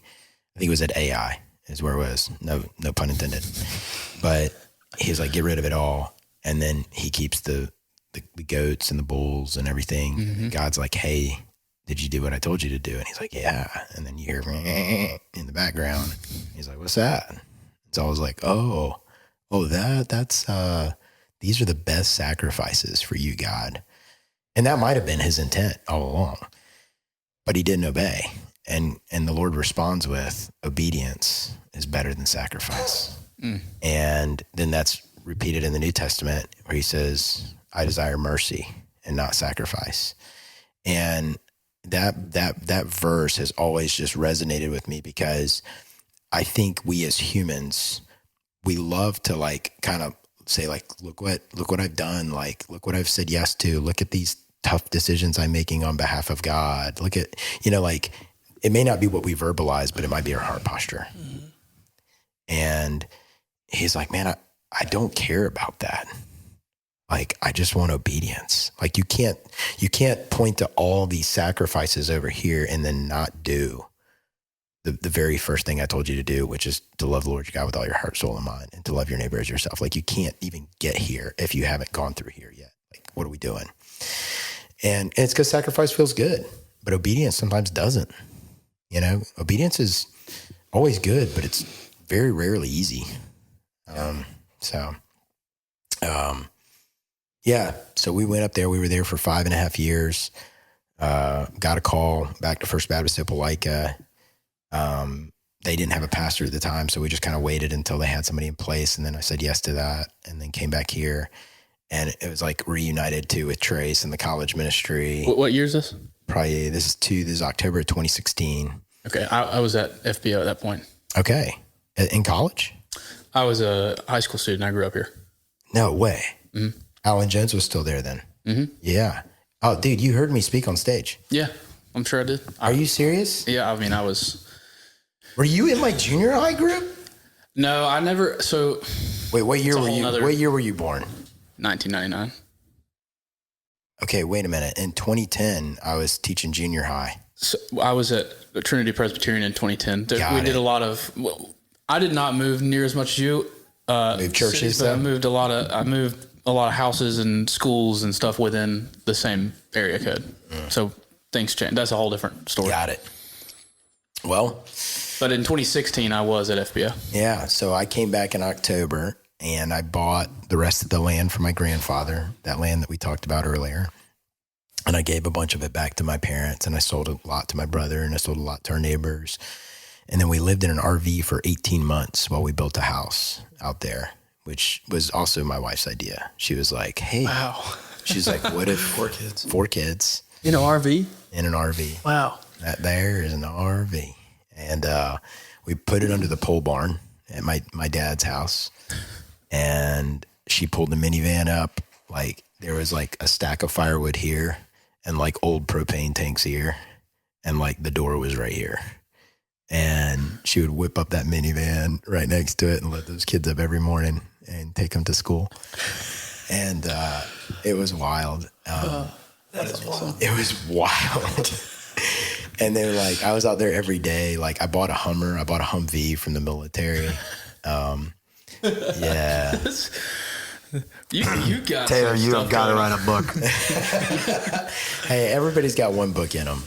No, I hopped on GovPlanet one day.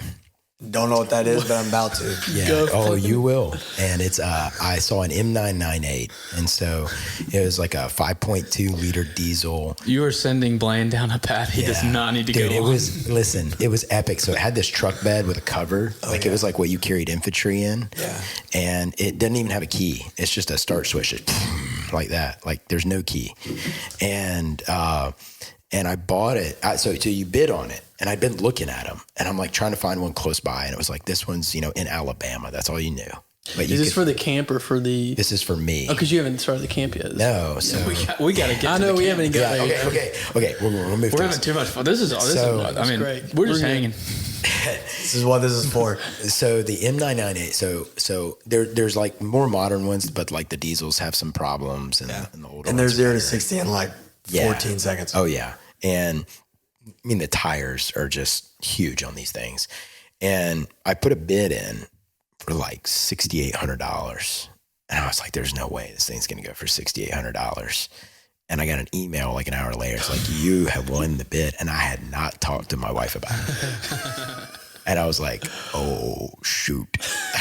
I was like, this is bad. Did you pray for this, Tamara? Yeah. Is it in the box somewhere? So I get it, but like it has to go through like the military service prep and everything. So like I don't get it for another 2 or 3 months. What color? Like tan? Like old green, like old army green, but like in great condition. And so it gets even better. And so how do I want to play this out? So I want to make sure the way I say everything, like y'all understand, you'll understand here in a minute. So I have to pick this thing up after they give me like an address to go pick it up. Like there are special lots in different places around the country. And you have to like have paperwork and all these forms to show like I bought it, I'm a U.S. citizen, and like all these things. And I want a tank. Dude, you can buy like my buddy. Your buddy owns a tank? No, my buddy bid on a ex-Apache like discontinued helicopter back in college in like 2002. I was like, what are you going to do if you get this thing? He's like, you really on. have opened a Pandora's box here with Dude, Blaine. okay. You tune in for a few more episodes. We're going to be recording from inside a tank. Oh, man, that'd be so sweet. Bull!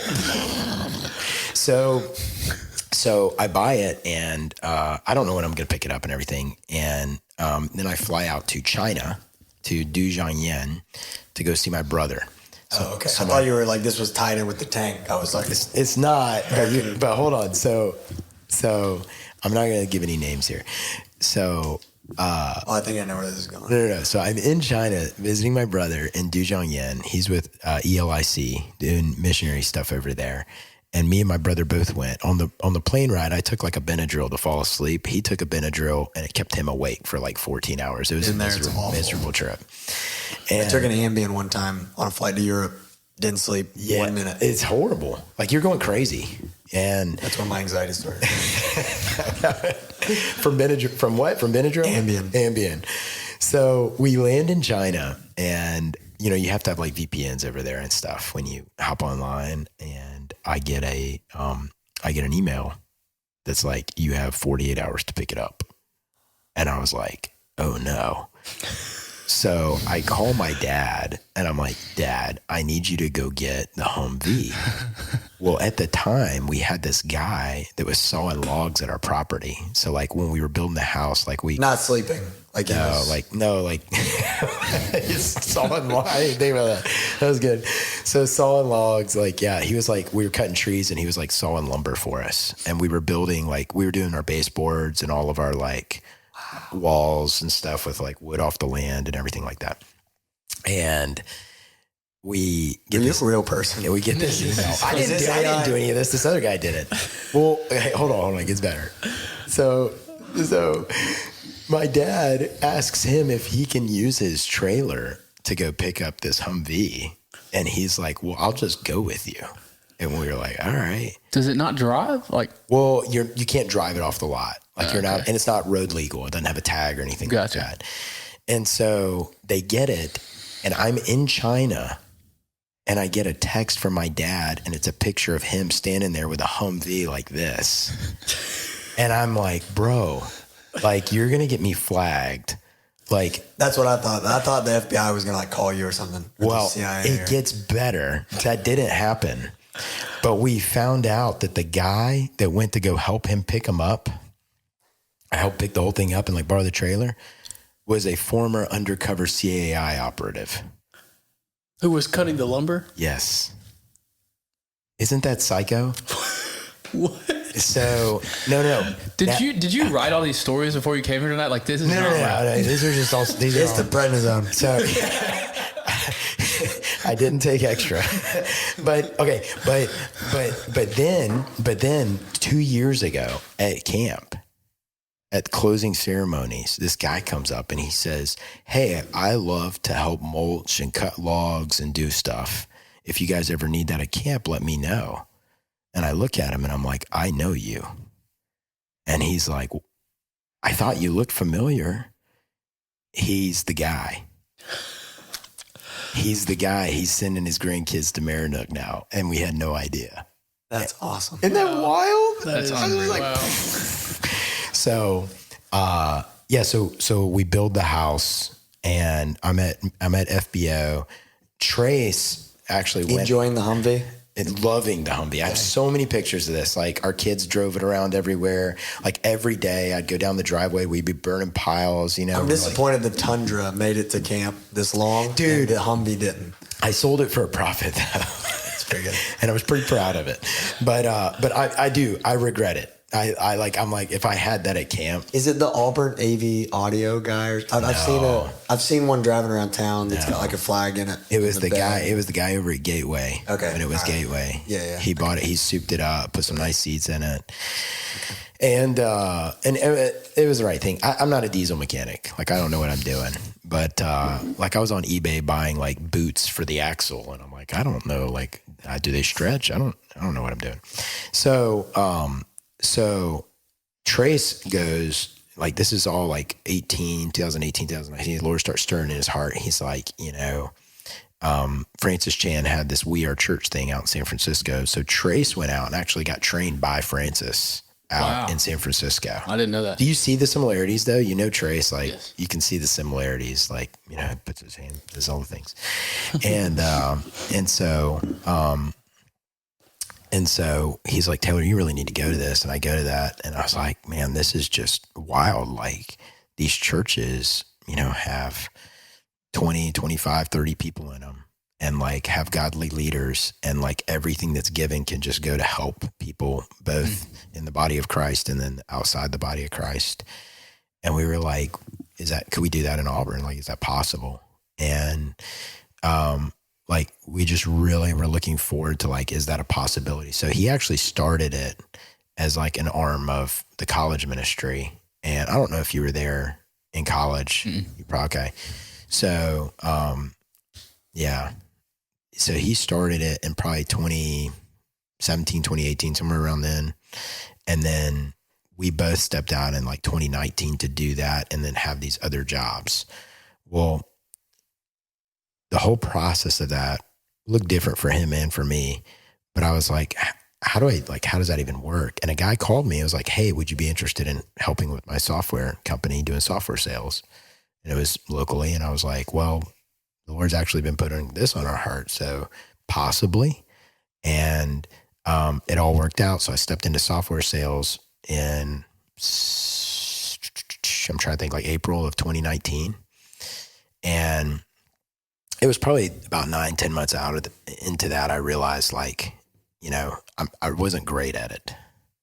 And I will say too, like in life, and you've probably experienced this, I think maybe y'all have too, but when you're doing what God made you to do, other people let you know. And when you're not, sometimes they don't let you know, but they just go, huh? Like you tell them like, I got an idea, like Blaine would be like you being like, I think I'm going to start making homemade furniture. And people are like, huh, that's interesting. Like it very well might be what God's calling you to in that moment, but like you don't get a whole lot of affirmation. And that's what software sales was like. Like people are like, oh, well, that'll be a job, and that'll pay the bills. Yeah. And met some great people along the way. Like it's a chapter of my life I would never look at and be like, oh, we shouldn't have done that. But I was like 9 or 10 months in and I couldn't quit thinking about camp because this goes way back to college. I worked at a camp and like I was just like, is this real? Like, can you do this for the rest of your life? Like, is that possible? So camp was always on the brain. And then You didn't work at Marannook, did you? no, I didn't work at Marannook. I didn't even know Marannook existed. But when I went to FBO as the children's pastor, I got tied in with Marannook because we needed a place to go to camp. And they were close by. They were 30 minutes away. I was like, this is perfect. But they didn't typically do that because Marannook is a discipleship camp. And so when they would have off weeks, they would be discipling the college students. They wouldn't be doing camp. And so I was like, I'm not doing that. Sorry, I asked them and they were like, we're not going to entertain the idea of like a camp coming in on our off week. Like that just doesn't make sense. But there was also some things going on at Marannook at the time that I was unaware of. And so they did say yes to it. And we took campers and I ran my own camp. And the camp actually was designed after the same camp I went to in Bell Shoals. A lady named Janie Guffey put the programming together. And I ran that exact same schedule.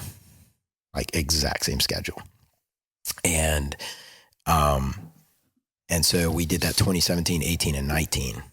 And in 19, I think we took like 220 kids to camp from FBO. And Marannook had like 220 camps all summer. So they were going through some things with founder transitions and stuff like that.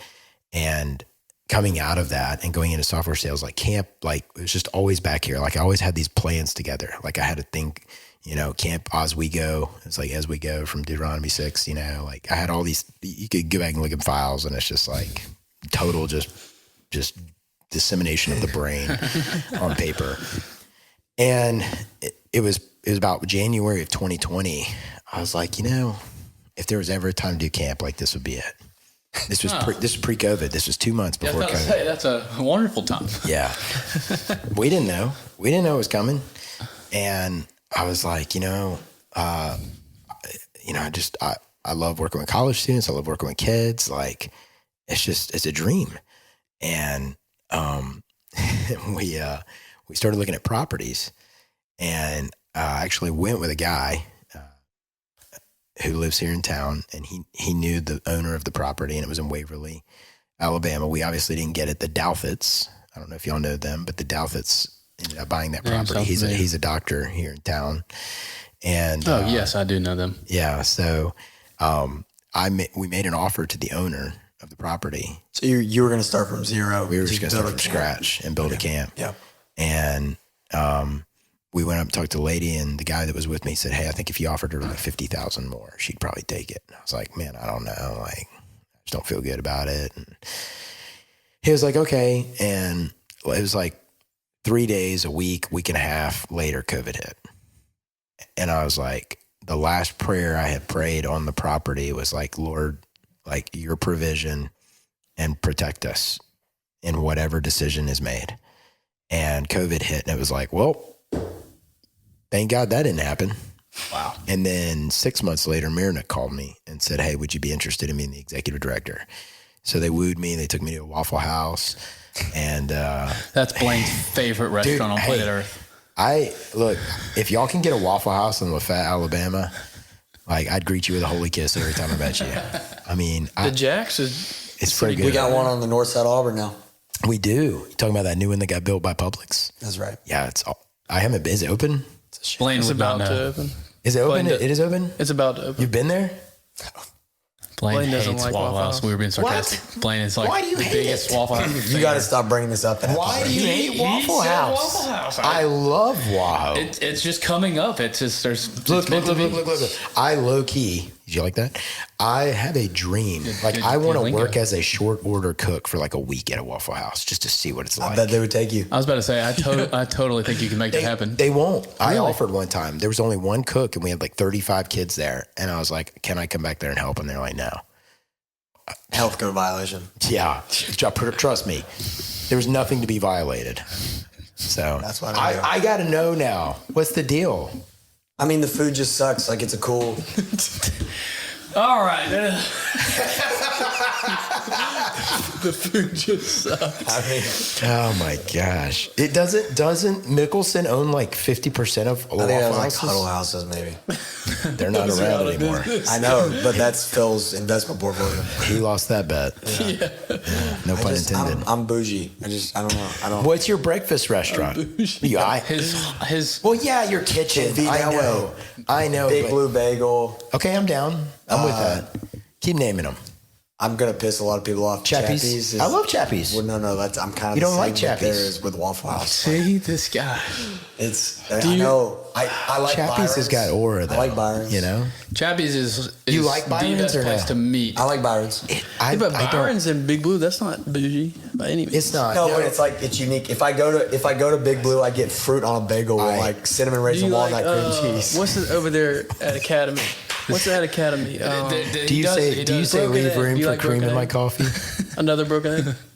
I like it. that's fine, I like it. Yeah. You can't go to another broken egg like every day though. It's like It's a not. You different can't. level. It'll I break mean, you. for breakfast, I literally want just like great eggs Yeah. mixed with some egg whites. Okay. Oh, It's a extra protein. yeah. Some like steel cut oats with berries and honey.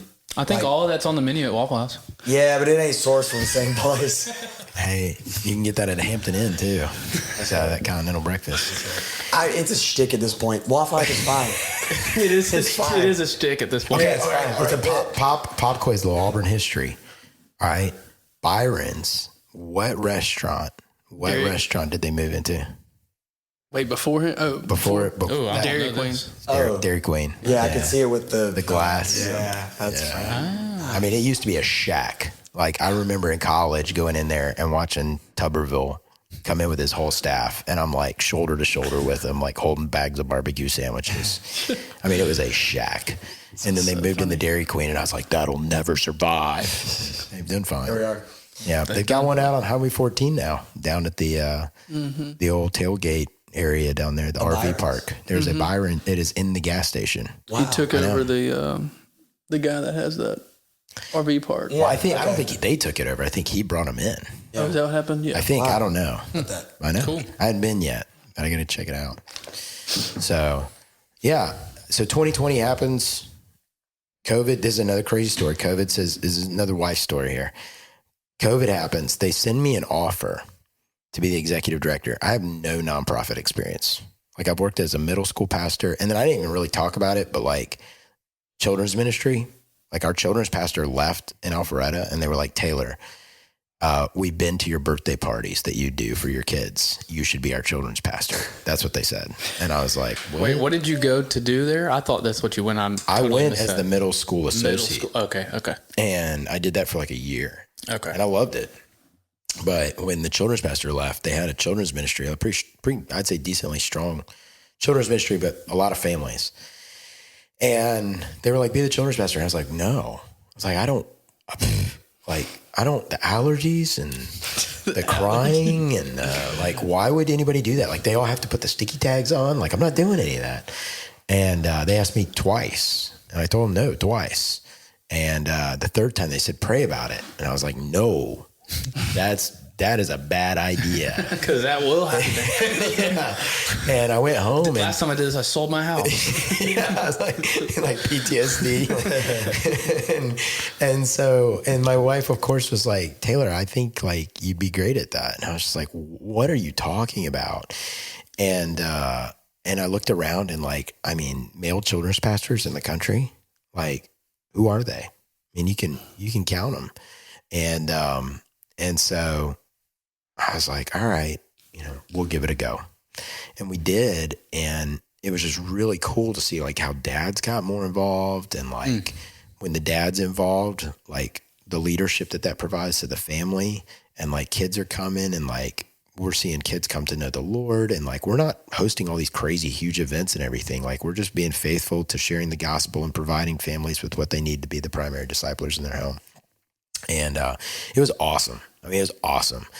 And we started a foster care ministry where we trained foster parents through a Faith Bridge up there. There was already an organization that was doing it really well. So we were like, hey, can you come in and train our families? A really cool thing. I went back like 3 years ago to teach at like a kids D now up there. And and they were hosting a foster care event with the same group, Oh, wow. like 6 years after I left, and there was 200 families there that had been trained in foster care in Forsyth County. Praise the Lord. It's just unbelievable. But like, those are the things where, like, back to the obedience. It's like, I mean, when we left, I think we had trained like 22 families or something.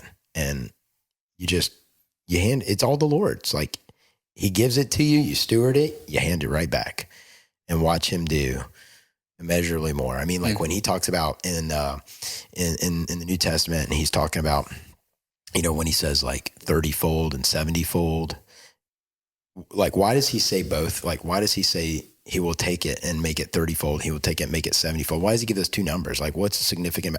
Because you don't control that. Like, he just does it the way he sees fit.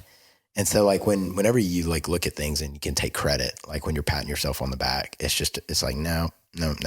Like, he does as he wills his way. Yeah. So we said yes to children's ministry, and then came into children's ministry here. And then Marannook calls, and they send me a contract, and it was election day of 2020 that they needed an answer. And I don't know if y'all remember 2020 election. Wow. Mm-hmm. Yeah, it was pretty savage. And my wife said, so what are you going to do? And I was like, I don't know. I kind of want to see how the election turns out. And which sounded completely, you said you're a logical guy, right?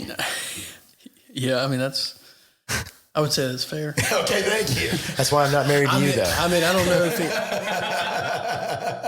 know if it would have affected. Well, I was like, are we going to have camp? Like, is camp going to exist, or is it going to get like punted or shut down? Yeah, that makes sense. Because all these policies are going to come through. And I looked at my wife and I said that, and she goes, so God has given you the desires of your heart that you've had for 20 years. And Joe Biden's going to ruin this. And you're waiting on election day. And I was like, no, I'm not, and another one of those moments where I was like, man, thank you, Jesus, for giving me this woman who just continuously reminds me to just submit everything to the Lord. And so we said yes to it, and I showed up in January 2021, and it looked like, if you've ever seen the movie We Bought a Zoo, that's what it looked like.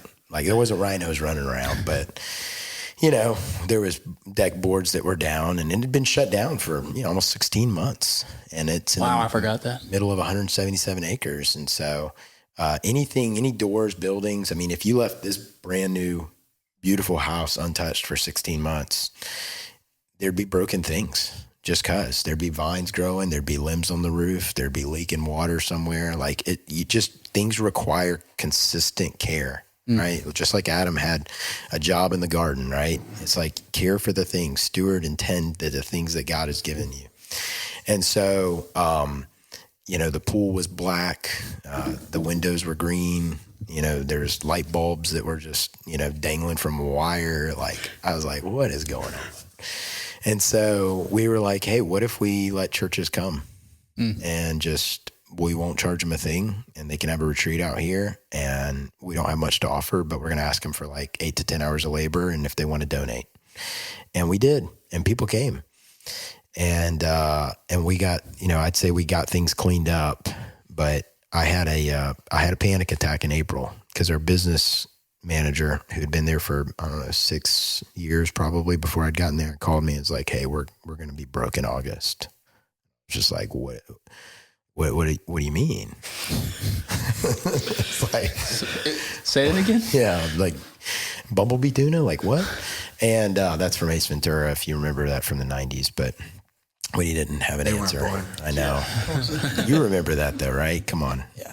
All righty then. So, and I just was like, what do you mean? And she was like, I know you keep saying like, we're going to have this many campers. And I know you keep saying, but like, we just hired these 2 guys. We just needed help. So we hired a couple guys, and they're still very good friends of Marannook, Matt Sewell and Eli Wolf. And I was like, I'm going to have to fire these guys like 6 months after I like, these guys helped me build my barn back here in Auburn. Like, what am I going to do? Or like, let them go, not fire them. But, it's just like all this weight was coming down, and my heart rate started elevating. Like, I was going to bed thinking about like, like Excel sheets. Like, what do I have to order? Like, where our counselor's going to come from? Do we have background checks in place? What do we do when they get here? Like, just we had a 6-month runway, and I freaked out. Like, my heart was like super high, and like I almost went, I don't think I medically went catatonic, but there was times where if you asked me a question, I couldn't process the question and answer. It was that bad. And I had this guy who had been involved with Marannook for years and still is, that I had a meeting with. And it was going to be like March, April timeframe. And he called me and he said, I'm looking forward to meeting with you. We're not interested in just keeping things going. I hope you have a plan. See you soon. That was it. And I was like, really, really good or really, really bad. Like, I don't know. And I didn't know who this guy was. And so we had this meeting, and I had this little 2-pager that this guy had recommended, not this guy, but a different guy recommended. He's like, go in there with a 2-pager. Like, you just need to have like a set of things that's like on the front, this is who we are and what we do, and this is what it's going to take. Mm-hmm. And I was like, okay. But I had never like raised money in my life. I'd sold, I've done sales, but I hadn't raised different money. Skills. Totally different. Yeah. And, but there are a little bit of crossover, but like, I didn't know what you can ask for. Mm-hmm. You know what I'm saying? Like, I would think if I was like, hey, Blaine, is it okay if I like have one of your drivers? That would be like a huge ask for Blaine. But if he's got 55 drivers, he's like, which one you want? Yeah. Like, you know, he doesn't care. Well, this guy had the ability to give, and I just didn't know. And I went in there and I said, Marannook has an incredible amount of potential and has 45 years of legacy that is standing on. And there are many people who love this place. Like, it's true. God has been working through this place since 1975. And I was like, we want to keep that going, but like, here's what it's going to have to look like. And we laid out the plan, and he just sat back and he's like, well, I like you. And he walked out. And I was like, what does that mean? Are you serious? That's it? That's all he said. And I'm sitting at a table with 4 other people, right? There was like an advisor. There was like another advisor here and his daughter. And there was another daughter on the phone. And I was just like, okay. And he laughed, and I was like, so how's this work? Like, are we done? And they were like, nah, just wait for him to come back in. And he came back in, and he goes, all right, you said you needed $100,000. And I was like, yes, sir. And he said, you got $100,000. And I like started weeping. Like, I had lost 6 pounds. Like, my heart rate was like 95, like at its lowest. And I wasn't sleeping, and I just started crying. And I just gave him a hug, and I was like, you guys have no idea. Like, you guys have no idea. And so what did I do to celebrate after that? I didn't go to Waffle House.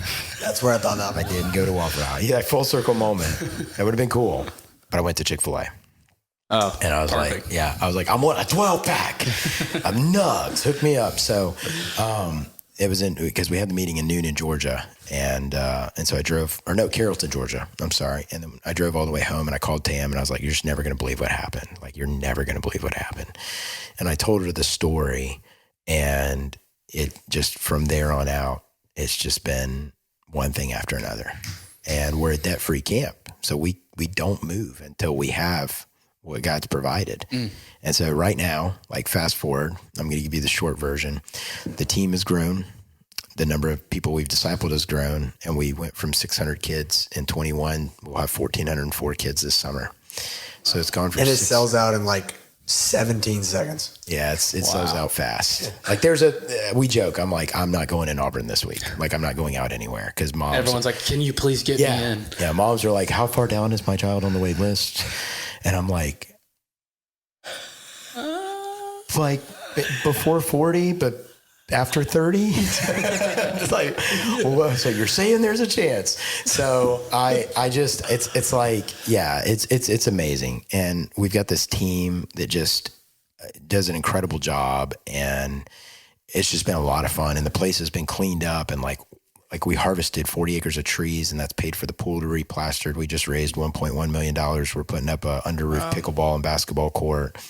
The land is all like seamlessly in the name of the nonprofit.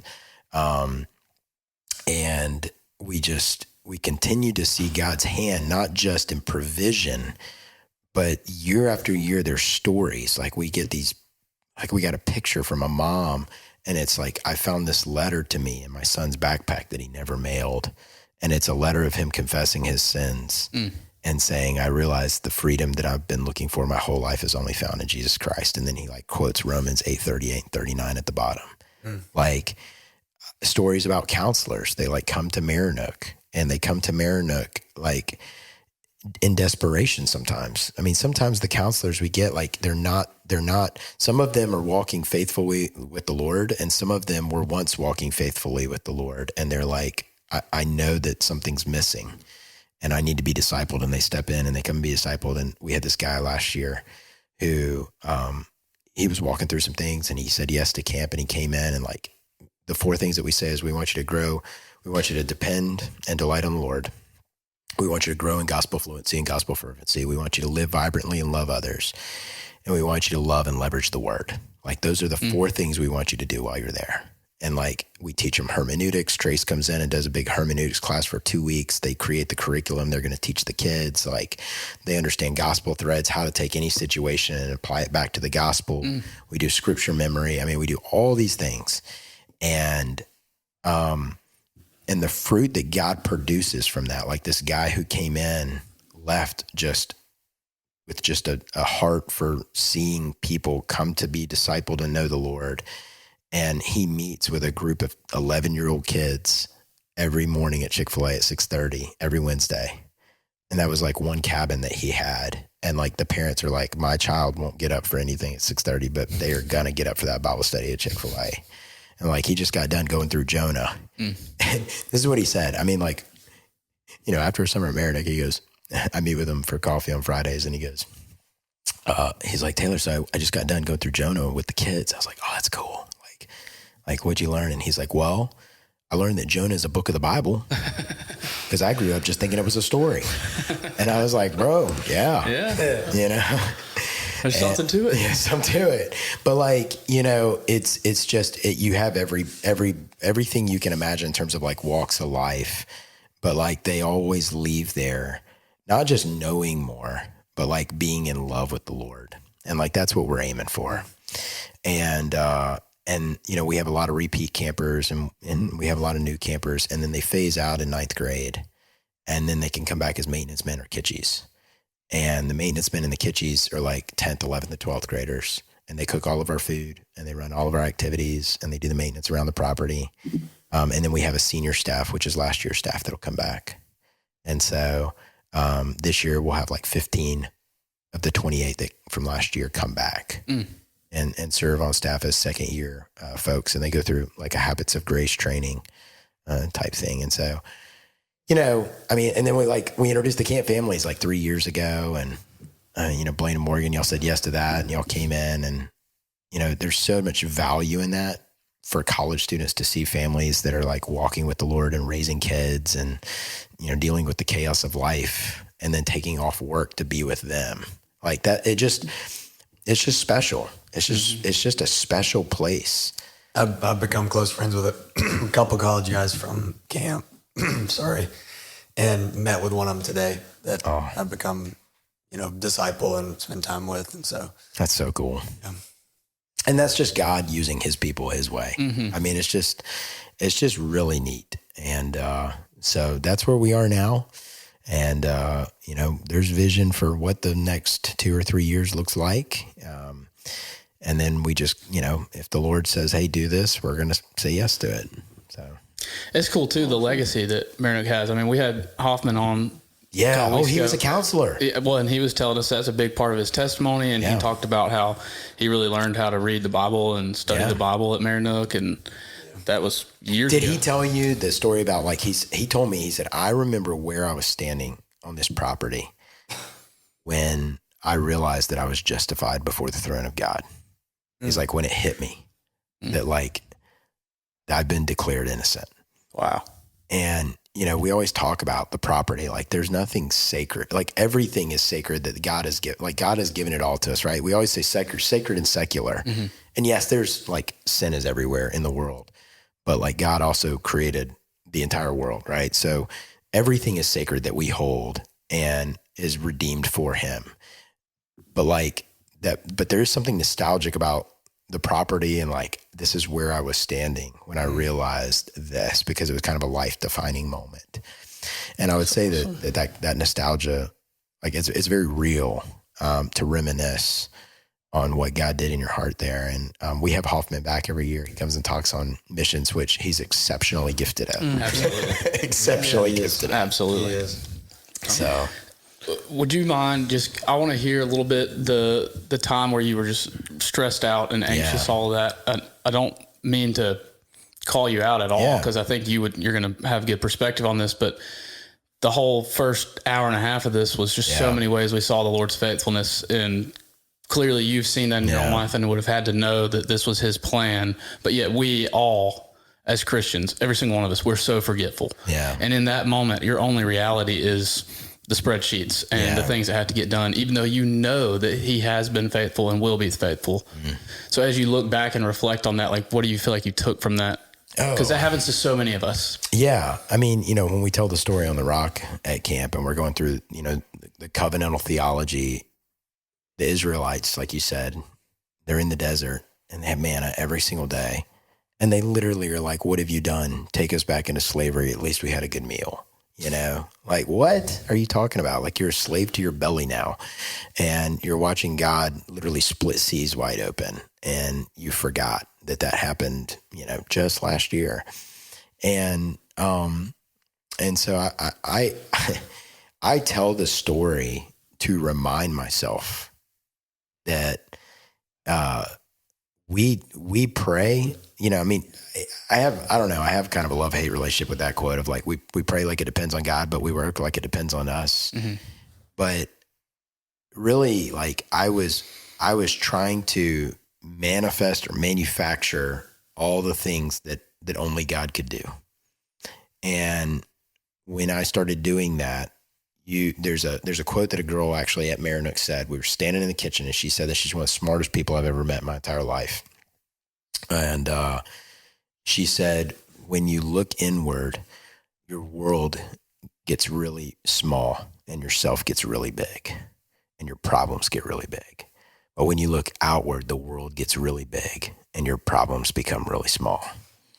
I mean, she's like 19 and she said this, and I was like, yeah, I agree. I agree. Like writing that down.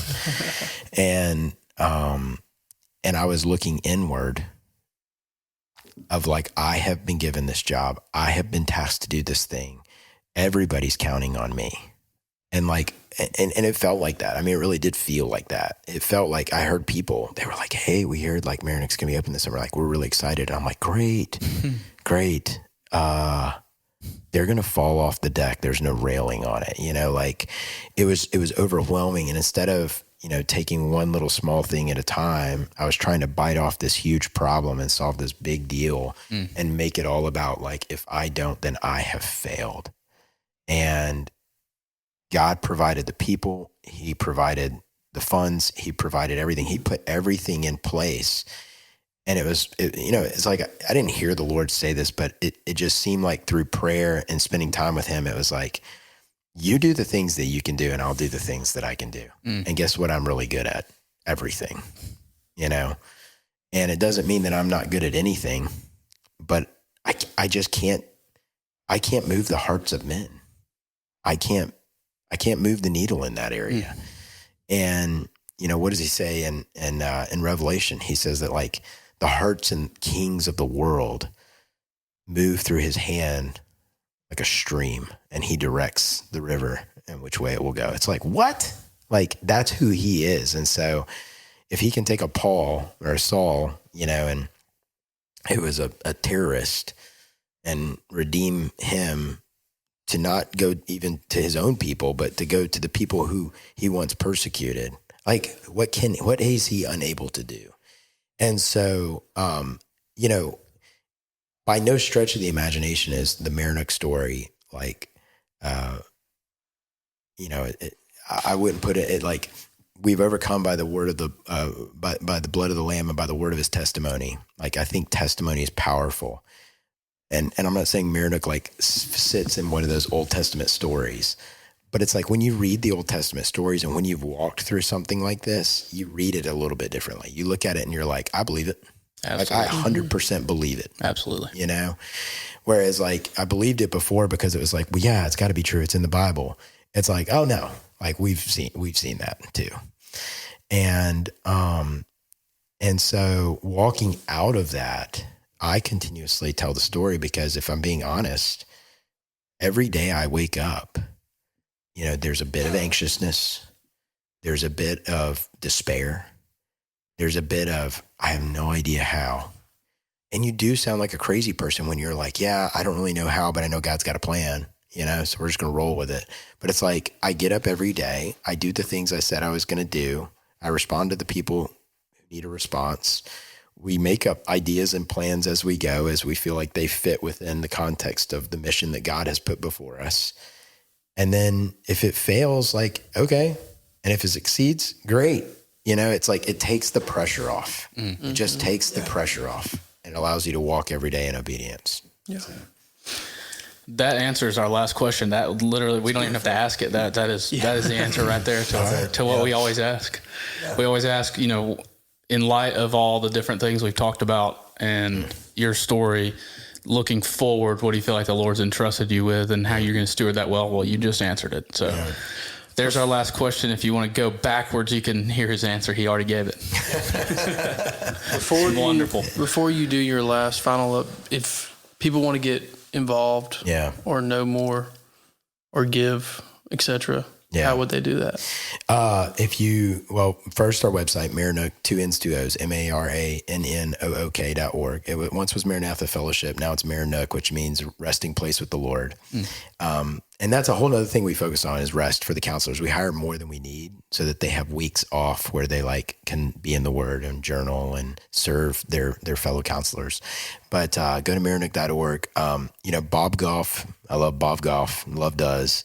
I called him one time with his phone number and he picked up and we talked for 45 minutes. He was on a flight to Seattle and he puts his number in the back of the book. So just call me or text me 678-551-3068 and we'll talk and figure out how you can be involved. And this is the last little story I'll tell you. That guy that we met initially, right, that, pretty much changed things in April of 2021, is still around and still involved. And I went to go visit him at his house one day and he put his arm around me and he said, maybe God made me good at things like the business that I do so that I could be a part of the things that you're good at that you do. And so if you ever need anything or if you're ever in a pinch, he said, just give me a call. And those are really encouraging words, and they're powerful words. And so I would encourage anybody who's listening, whether it's Marannook or whether it's another organization, and I firmly believe this, in the Bible it says it's more blessed to give than to receive. And the word blessed literally means to be made happy in the Lord. And so be a blessing, and it is more blessed. And chemically, this is psychology coming in.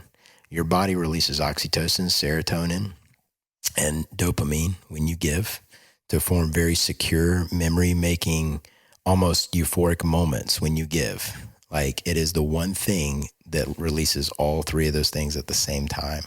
So when you give out of the generosity of your heart, you literally experience being made happy in the Lord. And God made us to be givers. And I say that as somebody who not only receives, but who also gives. And so I would encourage anybody, make a plan and give. Amen. So, awesome. Yeah. Well, thank you. This has been awesome. That's a great word to leave it on. Yep. Sweet. Well, thank y'all. This has been awesome. Thanks, Taylor. Hey guys, this is Blaine, one of the hosts here at Entrusted. We are really grateful you chose to spend some time with us today. We know you have lots of options, and we hope that the thoughts and the messages from this talk we had with our guests really propelled you to explore the design that you were created for. The best ways to support us, check out our socials, subscribe, leave a review, tell your friends, family, coworkers, neighbors. We hope you enjoyed this episode, and we hope you'll tune back in next time.